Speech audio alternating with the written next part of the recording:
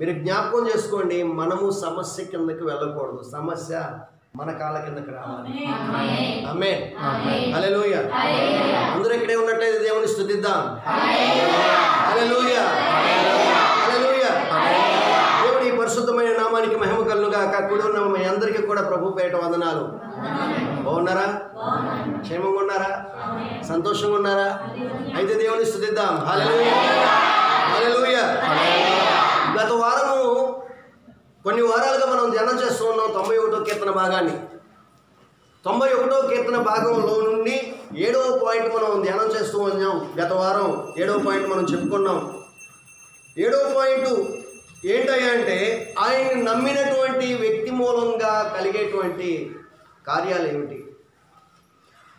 6వ మాటలో మనం చెప్పిన మాట ఏంటంటే, ఆ భక్తుడు దేవుని గురించిన సువార్త చెప్పడం ద్వారా విన్నటువంటి వ్యక్తి దేవుని నమ్ముకున్నాడు.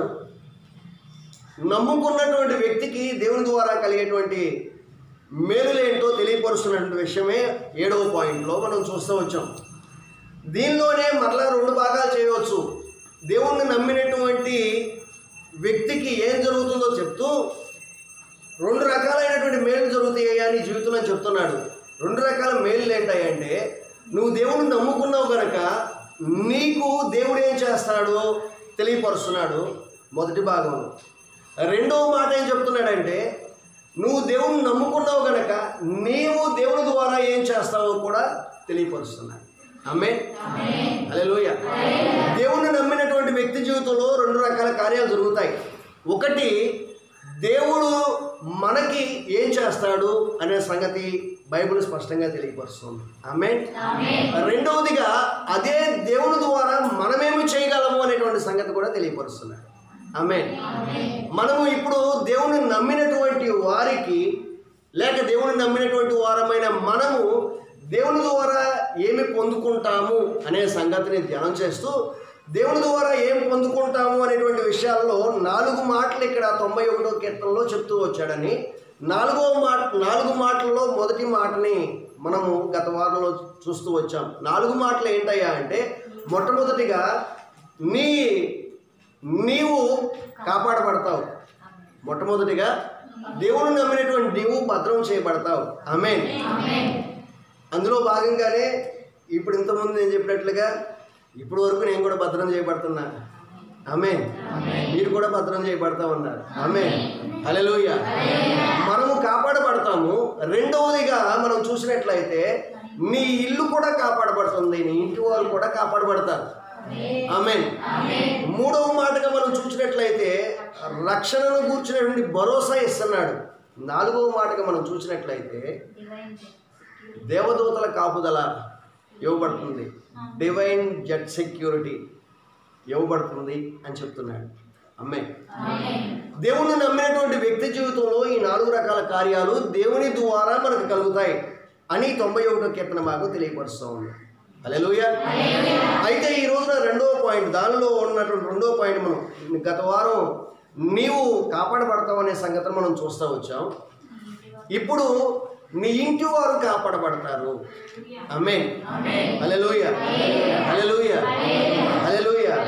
చెప్పండి మీ ప్రక్క వాళ్ళకి, నీవు కాపాడబడతావు, నీ ఇంటి వారు కూడా కాపాడబడతారు. నీ ఇంటి వారు కూడా కాపాడబడతారు.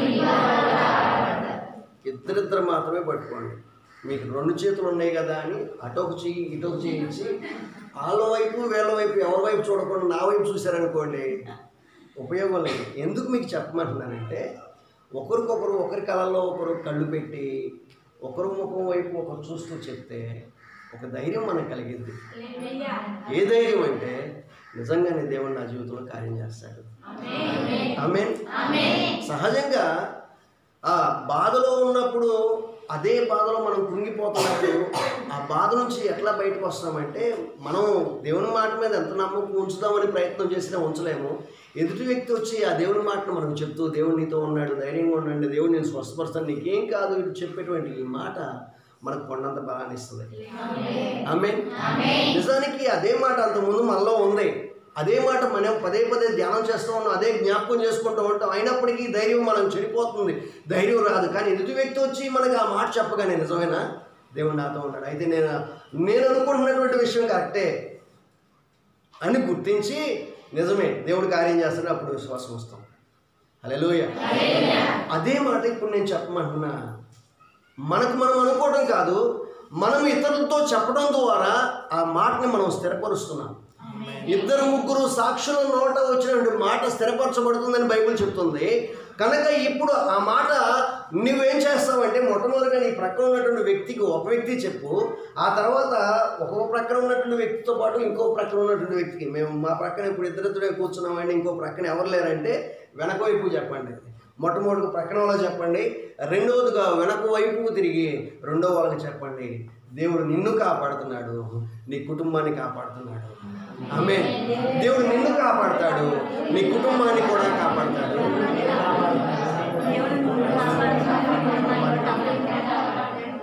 చెప్పండి. చెప్పేసాం మాస్టర్ గారు అంటారా? ఆమేన్. హల్లెలూయా. హల్లెలూయా. హల్లెలూయా. దేవుడు నీ కుటుంబాన్ని కాపాడుతాడు అని చెప్తున్నటువంటి ఈ మాటలో ఎలా కాపాడుతాడు అనేది మనం చూసినట్లయితే చూడండి, 91వ కీర్తన 10వ వచనం 2వ భాగం. ఏ తెగులును నీ గుడారమును సమీపించదు. ఏ తెగులును నీ గుడారమును సమీపించదు. చెప్పండి. మరొకసారి. మీరందరూ కలిసి నా గుడారమును ఏ తెగులు సమీపించదని చెప్పారు. ఓకే, ఇప్పుడు ఏ తెగులును నా గుడారమును సమీపించదని ఎవరికి వాళ్ళు చెప్పుకోండి. ఆమేన్. హల్లెలూయా. హల్లెలూయా. ఇక్కడ భక్తుడు, దేవుణ్ణి నమ్మినటువంటి భక్తుడు, కొత్తగా నమ్ముకున్నటువంటి వ్యక్తికి చెప్తున్నటువంటి మాట అది. ఏ తెగులును నీ గుడారమును సమీపించదని చెప్పేసి ఆ వ్యక్తితో చెప్తున్నాడు కనుక ఆ మాట చెప్పబడింది. ఓకే, అది ఈ 91వ కీర్తనలో నీ అనేటువంటి ప్లేసులో నా అని చదువుకుంటే అద్భుతమైనటువంటి ఆదరణ కలుగుతూ ఉంటుంది మన జీవితంలో. హల్లెలూయా. హల్లెలూయా. ఓ భక్తుడు చెప్తూ వచ్చాడు, నీకు సమస్య ఉన్నా, కష్టం ఉన్నా, చింత ఉన్నా, దిగులు ఉన్నా, వ్యాధి ఉన్నా, బలహీనత ఉన్నా, సాతాను దాడి ఉన్నా, మరణకరమైనటువంటి పరిస్థితులు ఉన్నా, ఎవరూ నీతో లేకున్నా, ఎవరూ నీకు సహాయం చేయకున్నా, ఎప్పుడూ కూడా నువ్వు ఒంటరితనాన్ని అనుభవిస్తున్నా, ఈ సమస్యలన్నిటికీ పరిష్కారం ఒకటే.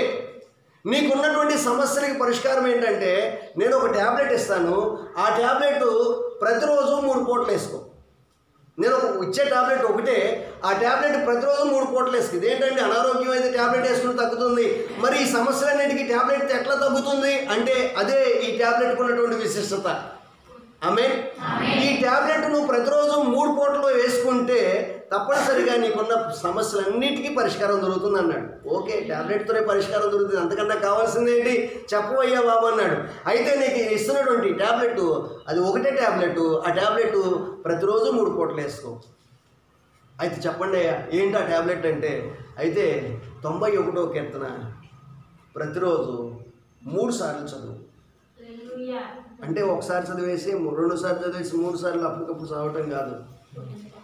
పొద్దున పూట ఒకసారి, మధ్యాహ్నం ఒకసారి, రాత్రి ఒకసారి, ప్రతిరోజు 3 పూటలు కూడా ఈ 91వ కీర్తన నువ్వు ధ్యానం చేస్తూ ఉంటే నీ జీవితంలో ఎదురయ్యేటువంటి చింత, దిగులు, వేదన, బాధ, సమస్య, ఆ అపవాది దాడి, మరణకరమైన పరిస్థితులు అవి ఏవైనప్పటికీ ఈ కీర్తనలో ఉన్నటువంటి వాగ్దానాలు, ఆశీర్వాదాలు, కాపుదల, సంరక్షణ ప్రతిదీ కూడా మనకి ఇంటర్నల్గా అనుగ్రహించబడుతుంది. ఆమేన్. హల్లెలూయా. హల్లెలూయా. బైబిల్ గ్రంథంలో శ్రేష్టమైనటువంటి వాక్యాలు అన్నీ శ్రేష్టమైనవే, వాటిలో మరొక శ్రేష్టమైనటువంటిది 91వ కీర్తన. పూర్తిగా ఆ కీర్తన అంతా, పూర్తిగా ఆ అధ్యాయం అంతా శ్రేష్టమైనదిగా పిలువబడేటువంటి వాటిలో ఈ 91వ కీర్తన కూడా ఒకటి. ఆమేన్. అలా శ్రేష్టమైనటువంటి అధ్యాయాలు, కీర్తనలు పూర్తిగా వీటిలో మనం తీసివేయడానికి ఏది లేదని చెప్పేటువంటి చాలా చాలా అధ్యాయాలు ఉన్నాయి, కీర్తనలు ఉన్నాయి. ఆమేన్. హల్లెలూయా, హల్లెలూయా. కనుక ప్రతి దినము కూడా నువ్వు 91వ కీర్తన చదివితే నీ జీవితంలో అద్భుతమైన విడుదల కలుగుతుంది. ఆమేన్, ఆమేన్. అయితే ఇక్కడ చెప్తున్నాడు, ఏ తెగులును నీ గుడారమును సమీపించదు అని చెప్పేసి. నిర్గమకాండం 11వ అధ్యాయము 1వ వచనంలో చూస్తే, నిర్గమకాండము 11వ అధ్యాయం 1వ వచనం.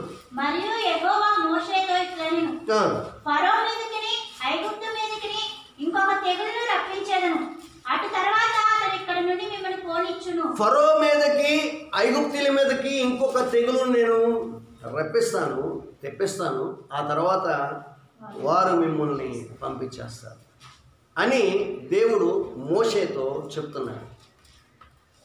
తెగులు అంటే అర్థం ఏంటంటే, ఎక్కడి నుంచి వస్తుందో, ఎప్పుడు వస్తుందో, ఎలా వస్తుందో, వచ్చిన తర్వాత అది కలిగించేటువంటి పరిస్థితులు ఏంటో, ఎట్లా ఉంటాయో దాని గురించినటువంటి రీసెర్చ్ చేసి దాని గురించి తెలుసుకునే లోపే అది చేయాల్సినటువంటి నాశనం అంతా చేసేసి వెళ్ళిపోతుంది. అదే తెగులు. తెగులు అనేది ఎక్కడి నుంచి వస్తుందో తెలియదు, ఏ వైపు నుంచి వస్తుందో తెలియదు, ఎలా వస్తుందో తెలియదు, దానికి నివారణ ఏంటో తెలియదు, ఏం చేస్తే దానికి నివారణ కలుగుతుందో తెలియదు, దాని పరిష్కారం ఏంటో తెలియదు.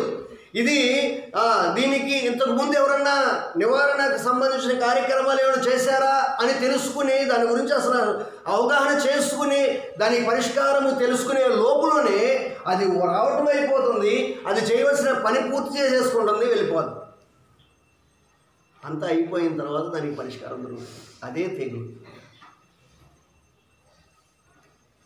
ఇప్పుడున్నటువంటి కాలంలో మనం చెప్పాలంటే, ఖచ్చితంగా చెప్పాలంటే దానికి కరెక్ట్గా సరిపోయిన మాట ఏంటంటే, మనం అనుభవిస్తున్నటువంటి కరోనా పరిస్థితులు, ప్రపంచం అంతా అనుభవిస్తున్నటువంటి కరోనా ఒక తెగులు లాంటిదని చెప్పక తప్పదు. బైబిల్ గ్రంథం చెప్తున్న మాట ఏంటి? ఏ తెగులును నీ గుడారమును సమీపించదు. మరి ఏ తెగులును నీ గుడారము సమీపించదని బైబిల్ చెప్తూ ఉన్నప్పుడు, దేవుడు నమ్మినటువంటి క్రైస్తవులైనటువంటి వారు, సేవకులు, విశ్వాసులు సైతం కూడా మరి ఇదే తెగులులో చనిపోతున్నారు కదండి. దాని పరిస్థితి ఏంటి? ఆ లెక్క బైబిల్ చెప్పింది అబద్ధమా అంటే, అది ఎందుకు జరుగుతుందో మీకు తెలియాలంటే, గత కాలంలో మనం మార్చి 22వ తారీఖు దగ్గర నుంచి సీరియల్గా చెప్పుకుంటూ వస్తున్నాం. మరలా నేను దాంట్లోకి వెళ్ళాలంటే సాధ్యం కాదు. సృష్టికర్త స్వరం అనే ఛానల్ సబ్స్క్రైబ్ చేసుకుని దానిలో ఉన్నటువంటి వీడియోస్ అన్నీ మీరు వింటూ ఉంటే, అసలు ఈ తెగులు ఎట్లా వచ్చింది, ఇది ఎట్లా నివారణ కలుగుతుంది, దీని పరిష్కారం ఏంటి, ఇవన్నీ కూడా ఆ వీడియోస్లో మీకు కనిపిస్తాయి. కనుక మరొకసారి నేను చెప్పనే, ఓకేనా? రైట్.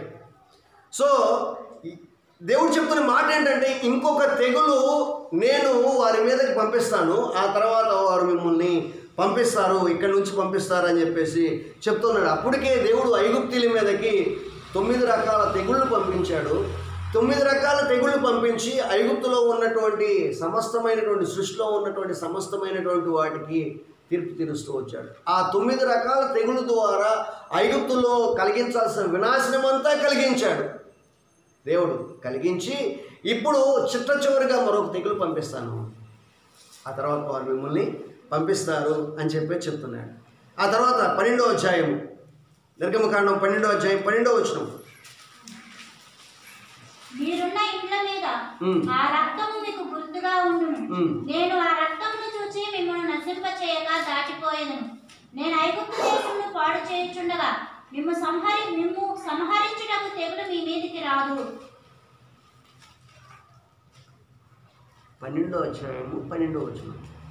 ఆ రాత్రి నేను ఐగుప్తు దేశమందు సంచరించి ఐగుప్తు దేశమందలి మనుషులలోనే కాని జంతువులలోనే కాని తొలి సంతతి అంతయు హతము చేసి ఐగుప్తు దేవతలందరికీ తీర్పు తీర్చెదను. నేను యెహోవాను. ఆమేన్, ఆమేన్, ఆమేన్. సృష్టిలో ఉన్నటువంటి సమస్తము వాటిపైన తీర్పు తీర్చడం అయిపోయింది. ఇంకొక తెగులు పంపించడంతో ఇది పూర్తిగా సంపూర్ణం చేయబడుతుంది. ఐగుప్తులో ఉన్నటువంటి దేవతలందరి మీద కూడా నేను తీర్పును ప్రకటిస్తున్నాను. నాకు ఎదురు నిలబడి నన్ను ఎదిరించి నన్ను జయించేటువంటి వాడు ఎవరైనా ఉన్నారా? ఉంటే నిరూపించుకోండి, మీ సత్తా చూపించండి అన్నట్లుగా దేవుడు తెలియపరుస్తున్నాడు. ఆమేన్, హల్లెలూయా. ఈ లోకంలో ఒక వ్యక్తిని కాపాడాలన్నా, ఒక వ్యక్తిని శిక్షించాలన్నా అది సర్వశక్తివంతుడైనటువంటి జోము కలిగినటువంటి ప్రభువు వల్లనే సాధ్యమవుతుంది. ఆమేన్. హల్లెలూయా. హల్లెలూయా. ఇక్కడ 2 విషయాలు చెప్తున్నాడు. 11వ అధ్యాయం 1వ వచనంలోనేమో ఇంకొక తెగులు నేను పంపిస్తాను, ఆ తర్వాత వాళ్ళు మిమ్మల్ని ఇక్కడ నుంచి పంపించేస్తారని చెప్పి చెప్తున్నాడు. 12వ అధ్యాయము 12వ వచనంలోనేమో సమస్తమైనటువంటి వాటిపైన నేను తీర్పు తీరుస్తాను అని చెప్పి చెప్తున్నాడు. నేనే ఐగుప్తులో సంచారము చేస్తాను, వాళ్ళందరినీ కూడా హతము చేస్తాను అని చెప్పి చెప్తున్నాడు. నేనే ఐగుప్తులో సంచారం చేస్తాను, అక్కడ ఉన్నటువంటి వారందరినీ జంతువుల్లోనూ పక్షుల్లోనూ మనుషుల్లోనూ ప్రథమ సంతానాన్ని నేను చంపేస్తాను అని చెప్పి చెప్తున్నాను. ఇంతకుముందు తెగులు అంటే మనం ఏం చెప్పుకున్నాం? అది ఎక్కడి నుంచి వస్తుందో తెలియదు, ఎలా వస్తుందో తెలియదు, ఎప్పుడు వస్తుందో తెలియదు, దానికి పరిష్కారం ఏంటో తెలియదు, తెలుసుకునే లోపే చేయాల్సినంత చేసి వెళ్ళిపోతుంది. అది తెగులు అనుకున్నాం. ఇక్కడ ఇంకొక తెగులు నేను పంపిస్తానని చెప్పేసి 11వ అధ్యాయం 1వ వచనంలో చెప్తున్నాడు. 12వ అధ్యాయం 12వ వచనంలోకి వచ్చేసరికి నేనే సంచారము చేస్తాను, నేనే సంచారము చేసి వాళ్ళందరినీ చంపేస్తానని చెప్తున్నాడు. ఇప్పుడు తెగులు అంటే ఎవరో? తెగులు అంటే ఏంటి? మీకు అర్థం అవడం కోసం అన్నిసార్లు నేను వివరంగా చెప్పాను. ఇప్పుడు కూడా మీకు అర్థం కాకపోతే తెగులు అంటే చెప్పాలి. ఎంతమందికి అర్థమైంది? ఎక్కడున్నారు? హరికృష్ణ గారు రాలేదు, వస్తానన్నాడు, రాలేదు. ఆయన నమ్మటం మానేసి ఈయన నమ్మమని దండం పెడతారు. నీ భర్త మాట నమ్మినంతగా ఈ దేవుని మాట నమ్మితే ఆయన ఎప్పుడో మారు.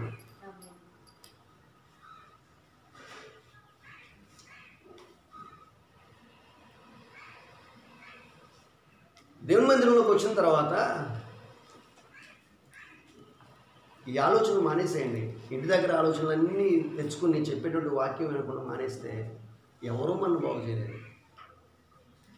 వాక్యం మీద దృష్టి పెడితే ఆ మాట ఈ వారమంతా మన కాపాడుతుంది. ఆమేన్. వారమంతా మన కాపాడుతుంది. మన జీవితంలో ఎదురైనటువంటి పరిస్థితుల్లో కూడా ఆ మాట మనకు తోడుగా నడిపిస్తుంది. అపవాది ఏం చేస్తాడంటే ఆ మాట మనం వినకుండా మన దృష్టిని ఇతరమైనటువంటి ఆలోచన వైపు మనకు పంపించేస్తాడు.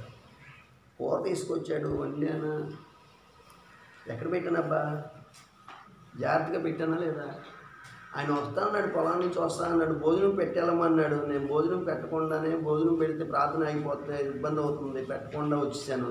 ఇంటికి వెళ్ళిన తర్వాత నన్ను ఏమంటాడు, ఆయన ఎట్లా తిడతాడు, ఆయనకి ఏం సమాధానం చెప్పాలో, ఇలాంటి ఆలోచనలు కావాల్సినవి వస్తూ ఉంటాయి. ఈ ఆలోచన వైపు మనం దృష్టి తీసుకెళ్ళామనుకోండి, ఇక్కడ చెప్పేటువంటి మాట ఎగిరిపోద్ది.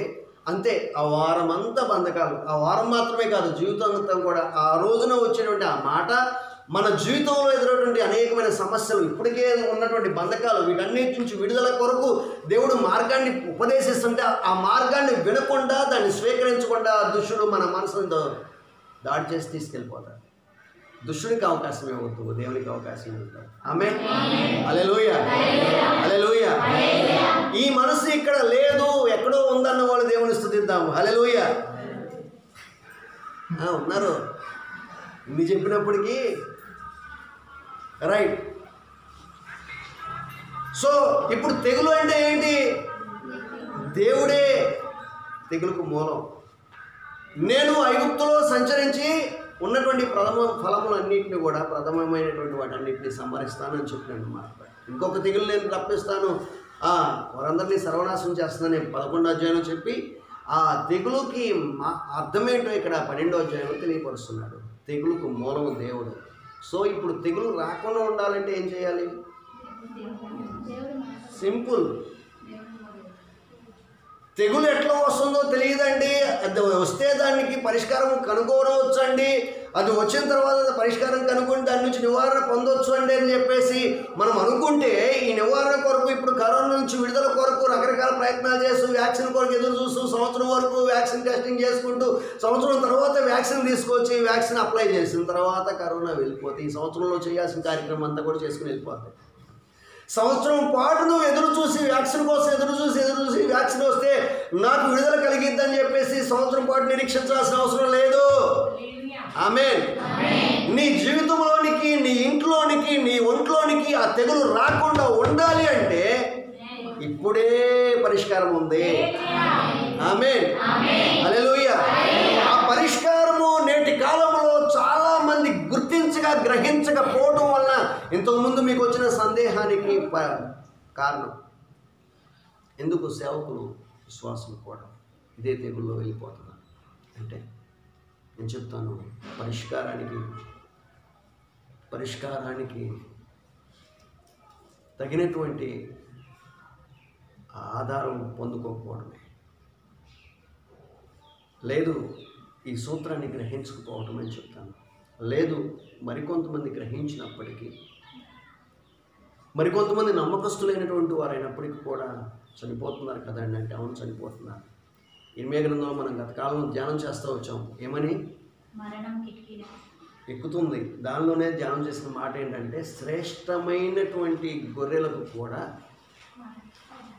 శ్రేష్టమైనటువంటి మందలోని శ్రేష్టమైనటువంటి వాటికి కూడా రక్షణ దొరకదు అని చెప్పేసి, మందలోని శ్రేష్టమైనటువంటి వాటికి కూడా రక్షణ దొరకదు.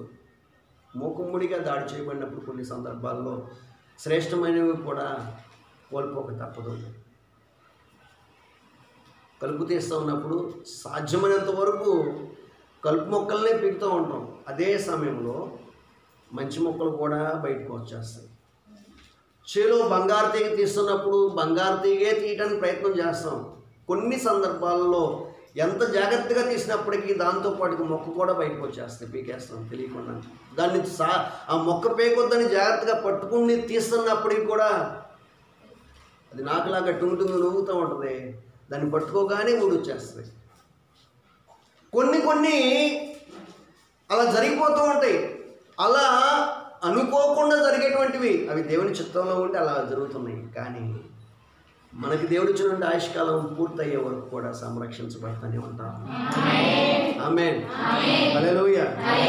ఏ తెగులును నీ గుడారమును సమీపించదు అన్నటువంటి ఈ మాట మనము లోపల చేర్చుకొని బంధకాలు, బాధ, బలహీనత సమస్య వచ్చినప్పుడు ఈ మాట ధ్యానం చేస్తూ, ఆ మాట మీద విశ్వాసాన్ని ప్రకటిస్తూ, ఆ మాటను ఆధారం చేసుకుని ఆ దేవుని వైపు చూస్తూ ప్రార్థన చేస్తే తప్పనిసరిగా విడుదల కలుగుతుంది. ఆమేన్, హల్లెలూయా. అయితే ఇక్కడికి వచ్చేసరికి మన భాగంలోకి వచ్చేద్దాం. మరలా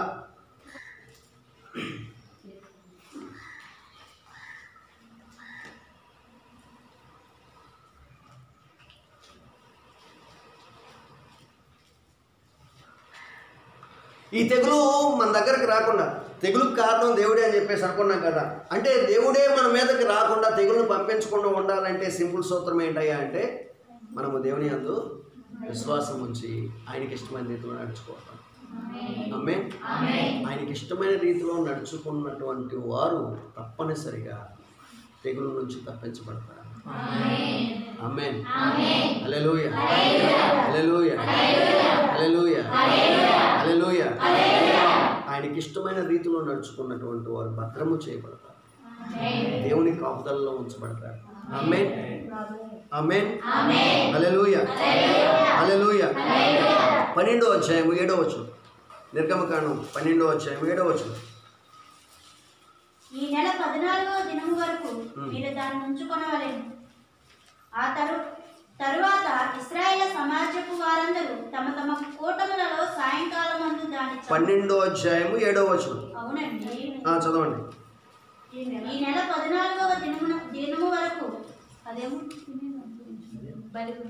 చదవండి మొత్తం 12వ అధ్యాయం 7వ వచనం మొత్తం. ఈ నెల 14వ దినము వరకు మీరు దాన్ని నుంచుకొనవలెను. తర్వాత ఇశ్రాయేలు సమాజపు వారందరూ తమ తమ కూటములలో సాయంకాలం ముందు దాన్ని చంపి దాని రక్తము కొంచెము తీసి తాము దాన్ని తిని ఇండ్ల ద్వారబంధపు 2 నిలువు కమ్ముల మీదను పైకమ్మి మీదను చల్లి. చాలండి.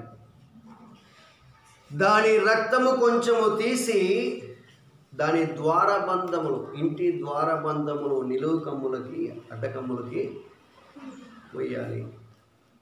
ఆమేన్. ఆ తర్వాత 13వ వచనం.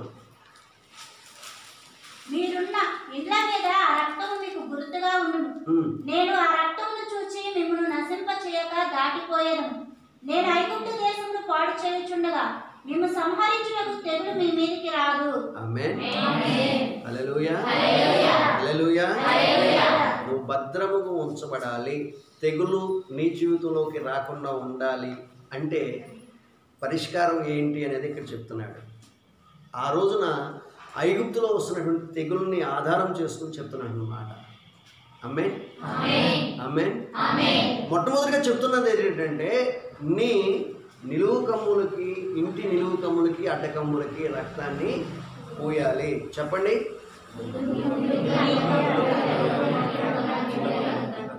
రక్తాన్ని పోయాలి. ఓకే. ఆ తర్వాత రక్తం పూసిన తర్వాత ఇప్పుడు 13వ వచనంలోకి వస్తే మరొకసారి, మీరున్న ఇళ్ళ మీద ఆ రక్తం మీకు గుర్తుగా ఉండును. ఏ ఇంటికైతే రక్తము పూయబడుతుందో, ఏ ఇంటికైతే, ఏ ఇంటి ద్వారబంధములకి రక్తము పూయబడుతుందో ఆ రక్తము పూయబడినటువంటి ఇల్లు దాటుకుని సంహారపు దూత కాదు, ఏమని చెప్తున్నాడు, నేను ఐగుప్తు దేశమును పాడు చేయుచుండగా. ఎవరు? దేవుడు చెప్తున్న మాట. అంతకుముందే తెగులు అని చెప్తున్నాడు. ఆ తెగులు దేవుడే. దేవుడే. నేను పాడు చేయుచుండగా ఏ ఇంటి ద్వార బంధములకు రక్తము పూయబడుతుందో, రక్తము పూయబడినటువంటి ద్వార బంధమును దాటుకుని నేను వెళ్ళిపోతాను. ఆ ఇంట్లోనికి ఈ తెగులు, ఏ తెగులు?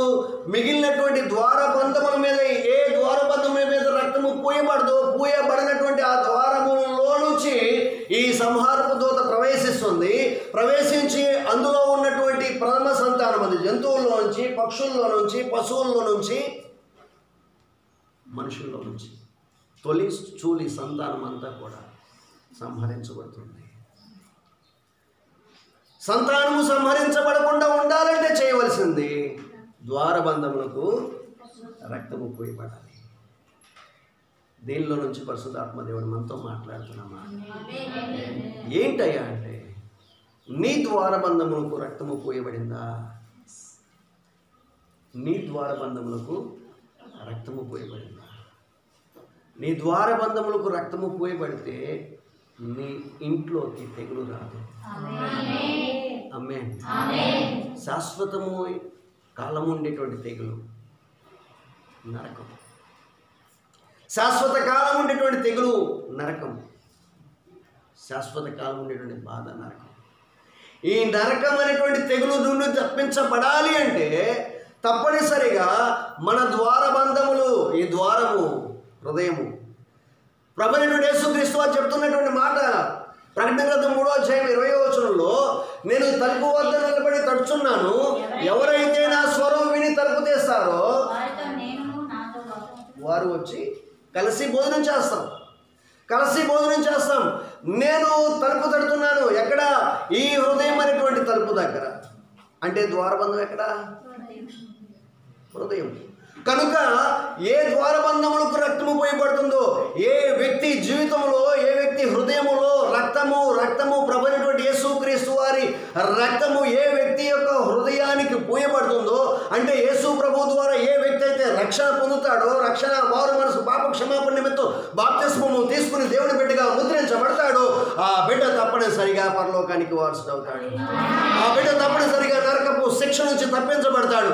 నరకమైనటువంటి తెగుల నుంచి తప్పించబడి నిత్య జీవమైనటువంటి శాశ్వతమైన జీవ మార్గంలోనికి ప్రయాణం సాగిస్తాడు. ఆమేన్. హల్లెలూయా. హల్లెలూయా. కనుక నీ జీవితంలోనికి, నీ ఇంట్లోనికి తెగులు రాకుండా ఉండటం కొరకు నీ ద్వారబంధములకు రక్తము పోయబడాలి. ఆమేన్. ఎంతమంది ద్వారబంధములకు రక్తము పోయబడింది ఇప్పటి వరకు? ఇంకనూ రక్తము పోయబడకుండా ఎంతమంది ఆగిపోతున్నారు? ఎంతమంది ఆగిపోతున్నారు? ఇంకా టైం ఉందిలే పాస్టర్ గారు, తర్వాత చెప్తాను నేను. టైం అయిపోతుంది, ఈ టైం అయిపోతుంది, అక్కడ టైం ఉంది, ఇంకా టైం ఉంది పాస్టర్ గారు, ఇంకా చాలా వయసు ఉంది పాస్టర్ గారు. ఈ వయసులో ఉండగా ఒకవేళ నేను పాపంలో పడిపోతే నా పరిస్థితి ఏంటి? బాప్తిస్మము తీసుకుని పాపంలో పడిపోతే ఏంటి నా పరిస్థితి అని ఇప్పుడే బాప్తిస్మం తీసుకోకుండా ఒకవేళ పాపంలో పడిపోతే మరలా క్షమించమని చెప్పుకోవడానికి అప్పుడు అవకాశం ఉంటుందిగా. ఇప్పుడు బాప్తిస్మం తీసుకోకపోతే క్షమించమని చెప్పడానికి అవకాశం ఉంటుంది కనుక నేను ఇప్పుడు బాప్తిసం తీసుకున్నాను. బాప్తిసం తీసుకున్న తర్వాత పాపలో పడిపోతే ఒకవేళ మరలా దేవుడు నన్ను క్షమిస్తాడో లేదో, మళ్ళీ పాపలు ఒప్పుకుంటే అవకాశం ఉంటుందో ఉండదు అని అనుకుని కొంతమంది బాప్తిసం తీసుకోకుండా ఉండిపోతారు. మరి కొంతమంది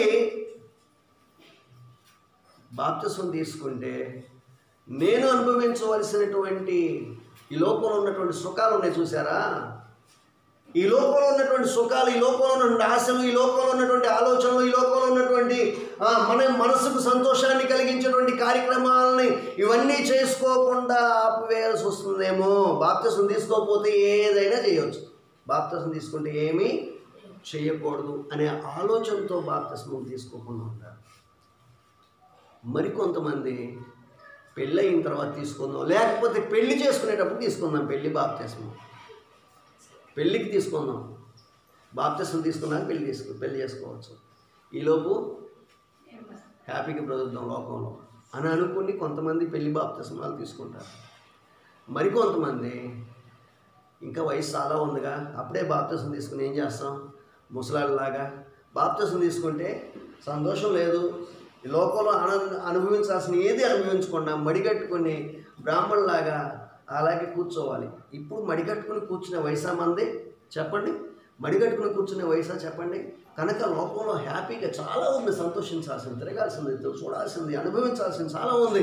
ఇవన్నీ అనుభవిద్దామని చెప్పేసి అనుకుంటూ బాప్తిస్మాన్ని వాయిదా వేస్తూ ఎప్పుడు బాప్తిసం తీసుకోమని చెప్తుందో తెలుసా, ముసలాళ్ళు అయిపోయిన తర్వాత, పెళ్ళిళ్ళు అయిపోయి పిల్లల పెళ్ళిళ్ళు కూడా చేసేసిన తర్వాత ఎవరు కుటుంబాన్ని వాళ్ళు చేసుకుంటున్నట్టు, ఎవరి జీవితాన్ని వాళ్ళు అనుభవిస్తున్నప్పుడు, అప్పుడు మన జీవితం మనం హ్యాపీగా బాప్తిసం తీసేసుకొని అప్పుడు ప్రభు దగ్గరికి వెళ్ళిపోయి ప్రభు దగ్గర బాప్తిసం తీసుకుందాం అని చెప్పేసి అనుకుని బాప్తిస్మాన్ని వాయిదాలు వేసేటువంటి గుంపు మరో గుంపు.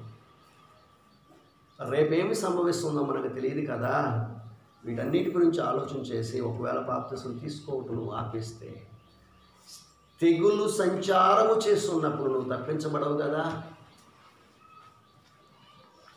ఏ కారణము చేత నువ్వు బాప్తిస్మం తీసుకోకుండా, నీ ద్వారబంధములకు రక్తం పోయబడకుండా నువ్వు ఇంకా ఆలస్యం చేస్తున్నావో ఆ కారణం నేను తప్పించలేదు. తెగులు సంచారము చేస్తున్నప్పుడు, దేవుడి ఉగ్రత సంచారం చేస్తున్నప్పుడు, దేవుడి ఉగ్రతగా ఆ తెగులు సంచారము చేస్తున్నప్పుడు, సంహారపు దూత సంచారం చేస్తున్నప్పుడు దాని నుంచి తప్పించబడటం ఎవరికీ సాధ్యం కాదు.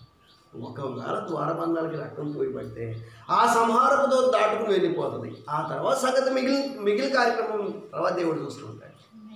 ఆమేన్, హల్లెలూయా, హల్లెలూయా. బాప్తిస్మాన్ని వాయిదా వేసేటువంటి వాళ్ళారా, దేవుడు ఈరోజు మీతో మాట్లాడుతున్నటువంటి మాట,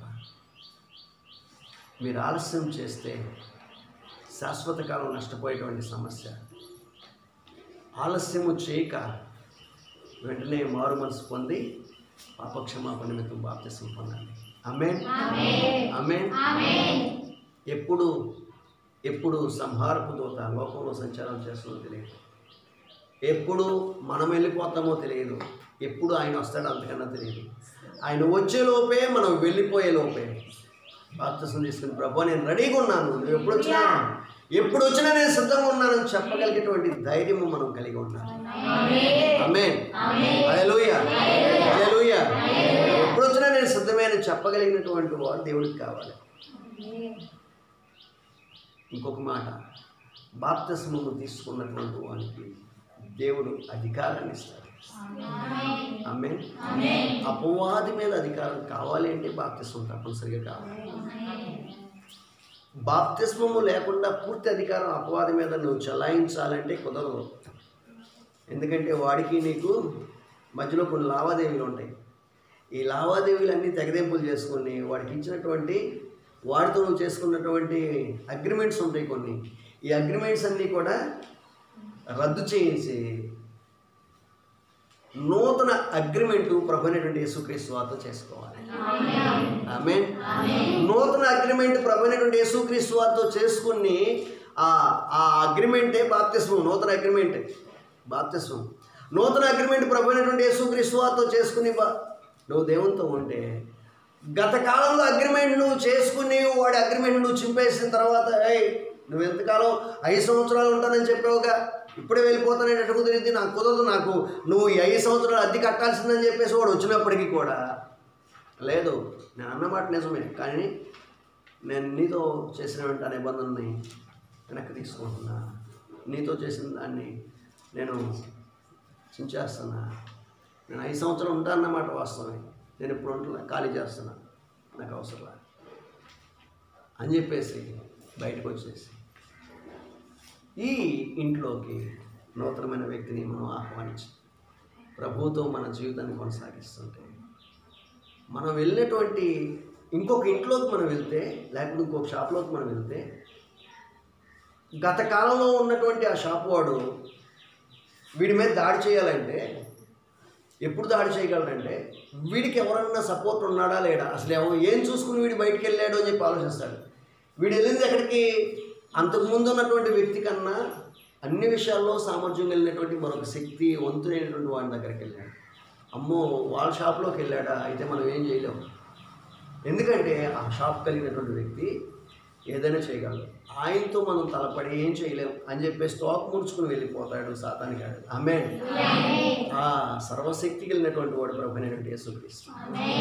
ఆమేన్. గత కాలంలో నువ్వు ఎవరితో ఏ విధమైన నిబంధనలు చేసుకున్నప్పటికీ భయపడాల్సిన, ఎవరితో ఏ విధమైన అంటే వ్యక్తులతో చెప్పట్లేదు నేను ఇక్కడ, ఈ లోకంలో ఉన్న శక్తులతో చెప్తున్నా. అంధకార సంబంధమైన ఈ లోకంలో ఉన్నటువంటి కోట్ల కొలదిగా దూతల యొక్క సమూహంతో పడద్రోయబడినటువంటి దూతల సమూహంతో నువ్వు ఎక్కడ ఏ విధమైన నిబంధన చేసుకున్నప్పటికీ వాటికి నువ్వు భయపడవలసిన పని లేదు. వాటికి రాజుగా ఉండి నడిపిస్తున్నటువంటి అపవాదితో నువ్వు చేసుకునే నిబంధనకు కూడా భయపడాల్సిన పని లేదు. ఆ నిబంధనలన్నీ చించివేసి ఇప్పుడు నూతన నిబంధన ప్రభువైనటువంటి యేసు రక్తముతో నువ్వు చేసుకున్నట్లయితే, ఈ రారాజైన సర్వశక్తిమైనటువంటి ఈ యేసు ప్రభువు ముందు ఈ దూతలన్నీ కూడా మోకరించి సాగిలపడవలసిందే. ఆమేన్. హల్లెలూయా. హల్లెలూయా. ఈ దేవునితో నువ్వు నిబంధన చేసుకుంటే ఈ లోకంలో ఉన్న శక్తులన్నీ కూడా నీ ముందు సాగిలపడతాయి. దేవునికి సాగిలపడటం కాదు, నీకు సాగిలపడతాయి. ఒకప్పుడు వాటికి నువ్వు సాగిలపడ్డావు, ఇప్పుడు అవి నీకు సాగిలపడతాయి. ఆమేన్. నువ్వు బాప్తిస్మము కనుక తీసుకోకుండా నువ్వు వాటితోనే జీవిస్తూ ఉన్నట్లయితే వీటిలో దేన్ని నువ్వు జయించలేవు. అవి నిన్ను ఏలుబడి చేస్తాయి. ఇప్పుడు అవి నిన్ను ఏలుబడి చేయకుండా నువ్వు వాటిని ఏలుబడి చేయాలంటే, వాటి మీద నువ్వు అజమాయిషి చలాయించాలంటే, వాటిని నువ్వు జయించాలంటే, వాటిని ఒక మాటతో వెళ్ళగొట్టాలంటే నూతన నిబంధనలోనికి నువ్వు రావాలి. అదే ప్రభువైనటువంటి యేసుక్రీస్తు రక్తము. యేసు రక్తము చేత నువ్వు కడగబడినట్లయితే తప్పనిసరిగా అపవాది మీద నీకు అధికారం. హల్లెలూయా. హల్లెలూయా. అపవాది ప్రతి కాడిని విరగొట్టేటువంటి అధికారం దేవునికి ఇస్తాడు. హల్లెలూయా. హల్లెలూయా. ఎక్కడ దాడి చేయబడుతున్నప్పటికీ ఇప్పుడు వాడు నిన్ను చూస్తే భయం కలుగుతుంది. ఆమేన్. నిన్ను దాడి చేయడానికి వస్తాడు వాడు వాస్తవానికి, కానీ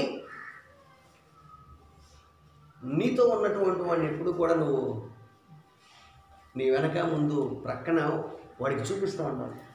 నీతో ఉన్నటువంటి సర్వశక్తి లేని దేవుణ్ణి నీ మీదకు దాడి చేయడానికి వస్తున్నటువంటి అపవాదికి ఎప్పుడు చూపిస్తూ ఉండాలి. ఆమేన్. హల్లెలూయా. అపవాదికి చూపిస్తూ ఉంటాము, వీళ్ళు సామాన్యులు కాదు, ఆల్రెడీ ఆయనతో వీళ్ళు డీల్ పెట్టుకున్నారు, ఇప్పుడు మనం వాళ్ళ దగ్గరికి వెళ్ళలేము అని చెప్పి భయపడి పారిపోతారు. ఆమేన్. హల్లెలూయా. హల్లెలూయా. నేను ఒక వీడియో పెడతాను, యూట్యూబ్లో అప్లోడ్ చేస్తాను. అది వాస్తవానికి ఓ డాక్టర్ గారు తీసినటువంటి వీడియో. ఆయనతో నేను మాట్లాడాను, ఆల్రెడీ మాట్లాడి మీ వీడియోస్ మా దాంట్లో పోస్ట్ చేసుకుంటామని అంటే ఆయన పర్మిషన్ ఇచ్చారు. ఆ వీడియో పెడతాను. ఆ వీడియోలో అపవాది ఎలా దాడి చేస్తాడు, ఎలా జయించాలి, అయితే అది ఇంగ్లీష్లో ఉంటుంది. ఇంగ్లీష్ వచ్చినటువంటి వాళ్ళకి మాత్రమే అది అర్థమవుతుంది. అదే టైంలో ఇంగ్లీష్ రాకపోయినా దానిలో ఉన్నటువంటి బొమ్మలు చూస్తూ ఉన్నప్పటికీ కొంచెం కష్టపడి అర్థమవుతుంది అర్థం చేసుకోవడానికి. నేను కూడా ఇంగ్లీష్ పండిట్నే కదా, బొమ్మలు చూసి అర్థం చేసుకున్నా. రైట్. కనుక ఆ వీడియో పోస్ట్ చేస్తాను. అపవాది మన మీదకి ఎట్లా దాడి చేస్తాడు, వాడిని ఎట్లా జయించాలి. ఇంకో మాట చెప్పాలంటే, యాత్రికుని ప్రయాణము, జాన్ బనియన్ గారి బుక్ ఏదైతే ఉందో ఆ యాత్రికుని ప్రయాణం, ఆ బుక్ చదివితే మనకు అర్థమవుతుంది. ఒక నూతనమైనటువంటి కోణంలో యాత్రికుని ప్రయాణంని ఆయన ఇంగ్లీష్లో వీడియో రూపంలో చేయడం జరిగింది. అది మీకు పెడతాను, గ్రూప్లో పెడతాను. గ్రూప్లో అదే మన వాట్సాప్ మన యూట్యూబ్లో నేను పెడతాను, తర్వాత చూద్దరు. కానీ సో అపవాది మన మీదకి దాడి చేస్తున్నప్పుడు ఎట్లా దాన్ని జయించాలి, వాడు మన మీదకి రాకుండా ఉండటానికి మనం ఏం చేయాలి, ఇత్యాది సంగతులన్నీ కూడా దానిలో ఉంటాయి. అది చూస్తే ఇంక కొంచెం మీకు అర్థమవుతుంది. అయితే ఇప్పుడు నేను చెప్పాలన్నమాట, ఏ తెగులు నీ గుడారమును సమీపించదు.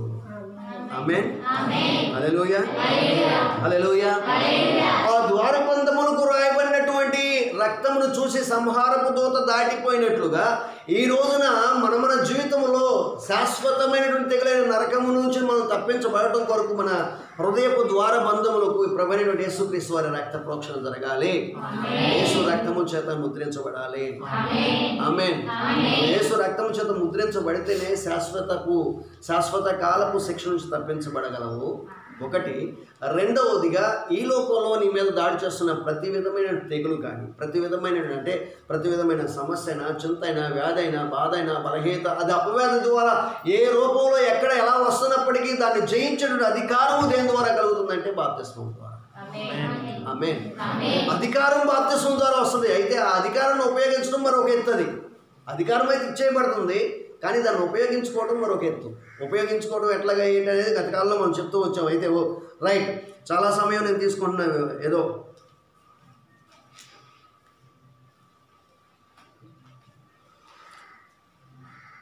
పదమూడవ వచనం మరొకసారి. మీరున్న ఇండ్ల మీద ఆ రక్తము మీకు గుర్తుగా ఉండును. నేను ఆ రక్తమును చూచి మిమ్మును నశింపచేయక దాటిపోయేదను. నేను ఐగుప్తు చాలు. మీరున్న ఇండ్ల మీద ఆ రక్తము మీకు గుర్తుగా ఉంటుంది. నెక్స్ట్ 23వ వచనం కూడా. యెహోవా ఐగుప్తులను హతము చేయుటకు దేశ సంచారము చేయుచు ద్వారబంధపు పైకమ్ము మీదను 2 నిలువు కమ్ముల మీదను ఉన్న రక్తమును చూచి యెహోవా ఆ తలుపును దాటిపోయెను. మిమ్ము హతము చేయుటకు మీ ఇంట్లోనికి సంహారకుని చొరనీయడు. ఆమేన్, హల్లెలూయా, హల్లెలూయా. చెప్పాడు మీరు రక్తం పోయిందని, వాళ్ళు పూశారు. మాట విని పూసినటువంటి వారందరి ఇల్లు కూడా భద్రం చేయబడింది. ఆమేన్. మాట వినకుండా ఈయన ఎట్లాగ చెప్తాడులే అన్నటువంటి వారందరూ కూడా ఏమయ్యారు అంటే వారిళ్లలో ఉన్నటువంటి ప్రథమ సంతానాన్ని పోగొట్టుకున్నారు. ఇంకో మాట చెప్పాలంటే ఇశ్రాయేల్ జనాంగమంతా కూడా మోషే చెప్పినట్లుగా వారు ప్రవర్తిస్తూ వచ్చారు. ఇశ్రాయేల్ జనాంగమంతా కాపాడబడ్డారు. ఐగుప్తులో ఉన్నటువంటి వాళ్ళకి ఈ విషయం తెలియదు. ఐగుప్తులో ఉన్నటువంటి సమస్తమైనటువంటి వారిలో ప్రథమ సంతానం అంతా కూడా లయం చేయబడింది. ఆమేన్, ఆమేన్. ఇక్కడ చెప్తున్నాడు, ఆ ద్వారబంధముల మీద పోయబడినటువంటి రక్తము చూసి సంహారపు దూత ఏమవుతుందంట, దాటిపోతుంది. మీ ఇండ్లలోనికి సంహారకుని చొరబడనివాడు. ఆ దూతను కూడా సంహరించేటువంటి దేవుడే స్వయంగా రావట్లేదు, కానీ దూతను పంపిస్తున్నాడు. సంహరించేటువంటి ఆ దూతను కూడా లోపలికి అనుమతించడు అని చెప్తున్నాడు. ఆమేన్, హల్లెలూయా. దేవుడు మన మీదకి సంహారకుడుగా రాడు, అంటే తెగులుని ఆయనే డైరెక్ట్గా మన మీదకి దాడి చేయడు. రెండవదిగా ఆయన పంపించిన దూత కూడా మన మీదకి దాడి చేయడానికి అవకాశం ఇవ్వడు. ఆమేన్, హల్లెలూయా, హల్లెలూయా. మరొక ఎగ్జాంపుల్ మీకు చెప్పాలంటే ఏ తెగులుని గుడారము సమీపించదు అని చెప్పడానికి ఒక ఎగ్జాంపుల్ అది. రెండవ ఎగ్జాంపుల్ మనం చూసినట్లయితే యెహోషువ గ్రంథము 2వ అధ్యాయం. యెహోషువ గ్రంథము 2వ అధ్యాయం